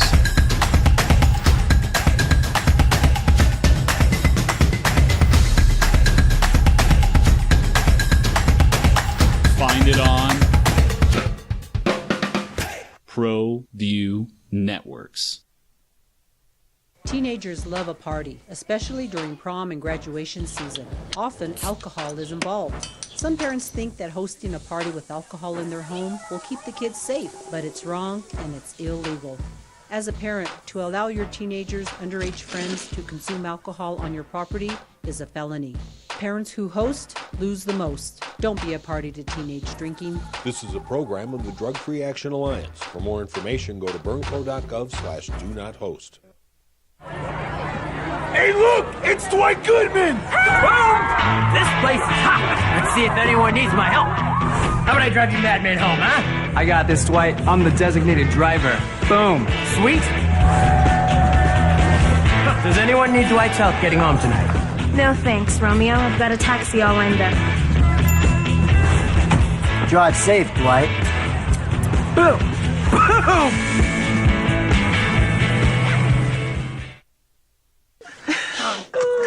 Seriously? You expect me to drive while you aren't wearing seatbelts? What's the worst that can happen?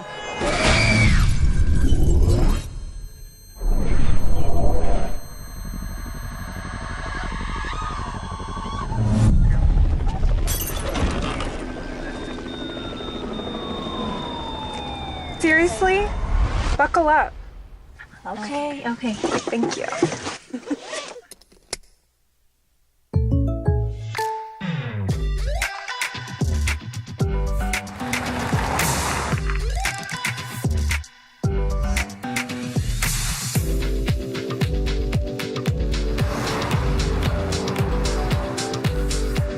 For your surprisingly great rates, contact your local State Farm agent today. If you want the real deal, call State Farm agent Marty Size in Albuquerque today. Like a good neighbor, State Farm is there. For your business or your home, Valley Fence stands alone. We're number one in New Mexico for a reason. It's the best fence you can own. Proudly serving New Mexico for over 50 years. At Valley Fence, the difference is clear. No fence too big, too small, or difficult. We handle them all at Valley Fence Company.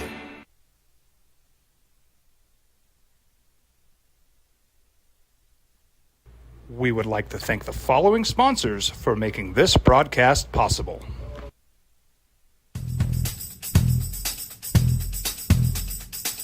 International Protective Services is a proud supporter of ProView Sports in New Mexico. Feel when they realize players are no longer amateurs. Many Lobo athletes are going to make more money than players for the Duke City Gladiators, the United, and Albuquerque's baseball team. Bass Street, I hate to break it to you, but right now, most Lobo basketball players make more than most, if not all, of United's players, absolutely Gladiator players, and Isotopes. If that's shocking to you, I don't mean to shock you. Jay, do you think I'm even close to being wrong? No. Like, if you're listening to this format in the mornings for any period of time, you understand that. Mm-hmm. Yeah, that's already the reality, dude. Like, with all due respect, that's already happened. All right, what do you got to know as you go through your day? Minnesota Timberwolves beat the Mavericks last night, 105-100. Karl Anthony Towns had 25 points for the winners, 29 points for Anthony Edwards. And it is 3-1. It is headed back to Minneapolis for Game 4. Caitlin Clark had 30 points, 5 rebounds, 6 assists, but her team lost again. Beaver lost 88-82 to the LA Sparks. They are 1-7. Bronny James is staying in the NBA draft. He will do limited workouts like for the Lakers and for the Suns, but 10 other teams have been turned down. And JT Toppin has taken his name out of the draft, and he is going to Texas Tech, as the graphic shows that Adrian has put together, and it looks great. Adrian, if you're watching over on ProView Networks on our Facebook page, the OD and the AM, it's all right there for you. So that's where you were. Tonight, you've got Edmonton and Dallas, Game 4. Dallas leads that series in Stanley Cup's Western Conference Final. 2-1, so that's what you got to look forward to tonight. Dodgers swept the doubleheader from the Mets yesterday. They won the first game in extra innings coming from behind in New York, and then shutout victory. And where are the Rockies today? Rockies win yesterday? They were on they've been streaking, right? Win a bunch, lose a bunch. Rockies will be... They lost last night, 13-7. They're at the Guardians. They're back to giving up runs. But look at that, dude. They won 1, 2, 3, 4 of their last 8. I mean, that's for them. That's terrific. 8 games out of the wild card, JJ. Are you going to be buyers at the All-Star break? I'd be buying some future stock. They are 14.5 games back in the Dodgers. And the Dodgers lost, 5 in a row earlier this week before sweeping the Mets. So that's what you get. You're going to get I think this is going to be interesting to watch today. Later today, Scotty Scheffler's lawyer is going to hold a press conference. And JJ, there was a story that came out, and while the arresting officer did not have his camera on the day Scotty Scheffler was arrested, there was another officer that did. And they were able to catch Scheffler saying, "You're right, I should have stopped. I did get a little bit impatient because I'm quite late for my tee time." And then as he was reaching in the car, he grabs Scheffler's shoulder, hits him with the flashlight. It's appeared to be a little over aggressive because the entrance was open. Scheffler says, "I didn't know who he was. He didn't tell me he was a police officer. He didn't say police, get out of the car. He just hit me with a flashlight and yelled, get out of the car." And there's video of that from the other officer. I am interested in hearing what Scheffler's agent says today. But by every account, Scheffler was very polite, which shouldn't surprise anybody. He wasn't belligerent.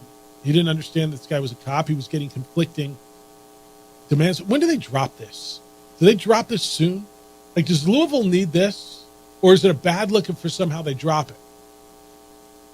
Because the way I look at it is all the evidence, everything we're hearing, sounds like, yeah, Scheffler made a mistake. He probably should have stopped.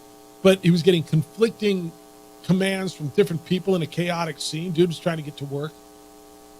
And I know it's going to come out, privileged golfer, he gets off, but everybody else. No, I'm not sure that's right if the evidence isn't there. And if the officer was a little overzealous and shouldn't have been arresting him in the first place. I mean, justice is justice and injustice is injustice. But I'm interested to see what the lawyer has to say and how the Louisville police react. Because if he's holding a press conference, I'm going to believe there's something to say, right? But I think what they're reporting is that the charges are going to be dropped as both sides will agree to not pursue any further legal action. I think everybody wins at that point, right? I mean, except for the little... Look, if Scheffler makes a little donation, buys the guy some new pants because his $80 pants got ripped. Yeah. I mean, isn't that how this should happen? Just make this thing, just drop it and make it go away? Because nobody looks good. But there is the other side to it is if this wasn't Scotty Scheffler, I'd feel terrible for that person because they wouldn't have this kind of support. Yeah, I feel terrible for whoever it was. Yes. That's the scary thing about it is you get on the wrong side of one cop and they can put whatever they want on that report. And they're like, my body camera wasn't on, so... Yeah, but the You're other going to cops, jail for the other assault. cops was, which is good, and you have Yeah, and if you listen to that video, the other cop was trying to get him to, like, you dragged him, right? You dragged him. Yeah, he was trying to get him to admit it. He's Trying like, to no. admit him to the crime, and he almost did. Well, said he yeah. almost did. He said I yeah should in have the stopped. video. I should have. And that's what's dangerous about all this. And the good part is the reporter was behind it. You had that video from up top that showed it. But yeah, would anybody else have gotten the same treatment? Would they have gotten the legal representation, been able to afford the legal representation that Scheffler got? No, you're right. You're 100% right. Yeah, that's scary as hell. And a cop, it certainly sounds like an overzealous, frustrated cop in this situation. Could Scheffler have handled it differently? Maybe. I mean, I imagine he could have. But that's what it sounds like. All right, we're going to get into it tomorrow because we'll have more time to get into what was said there. Tomorrow you'll get a little hockey. What day is tomorrow? Thursday. The NBA draft will be final by tomorrow. And I want to get into this story where the 76ers said they would offer Jimmy Butler a max extension if they could, but they can't. Jim Rome Show is next. The Herd with Colin Cowards after that. 2 Men On is in at 4 o'clock. Then you get Isotopes Baseball versus the Oklahoma City Baseball Club. OKCBC. Adrian looks great, man. Great stuff. Good graphic on the top and stuff. Yeah, I noticed all this. Ooh. JJ, big day? Huge day. Enjoy it. Be good to each other, please. Be kind and loving and caring and sharing. We'll smell you tomorrow morning.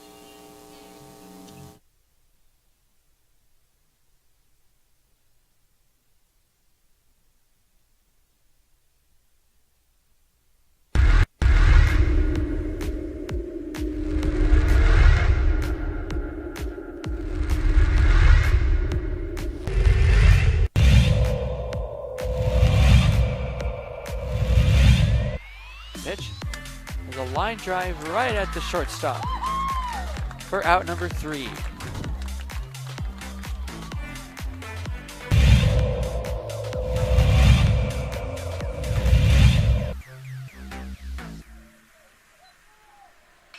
Apodaca ripped to left field.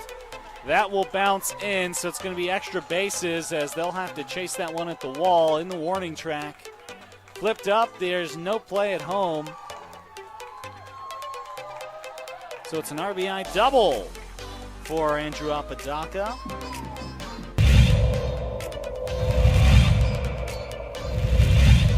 Runner at third. High leverage spot. Can Chavez keep the tie? No, that's going to be cracked into left field. It's a base hit as Love puts the Sandia Matadors ahead for the first time today.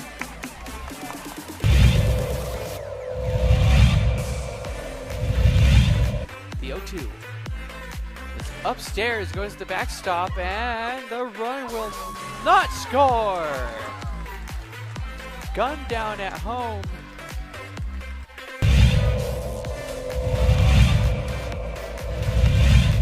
Chavez rocks and fires. Ahmed, that's going to be an RBI for Ahmed as that one right through the gap in right center.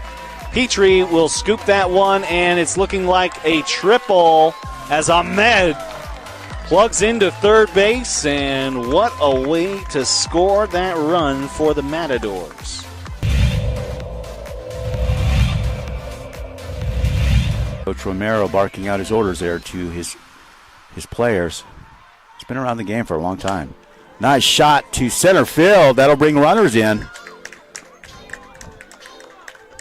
Just like that, La Cueva will bring 3 runners in to go up 3-0. Runner advances to third.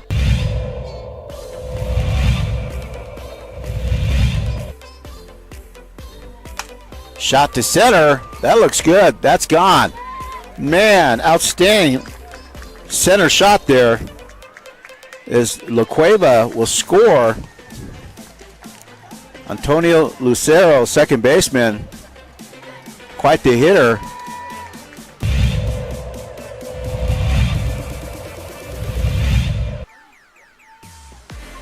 Shot to third, and good catch. And she gets the out. Outstanding play by Trinity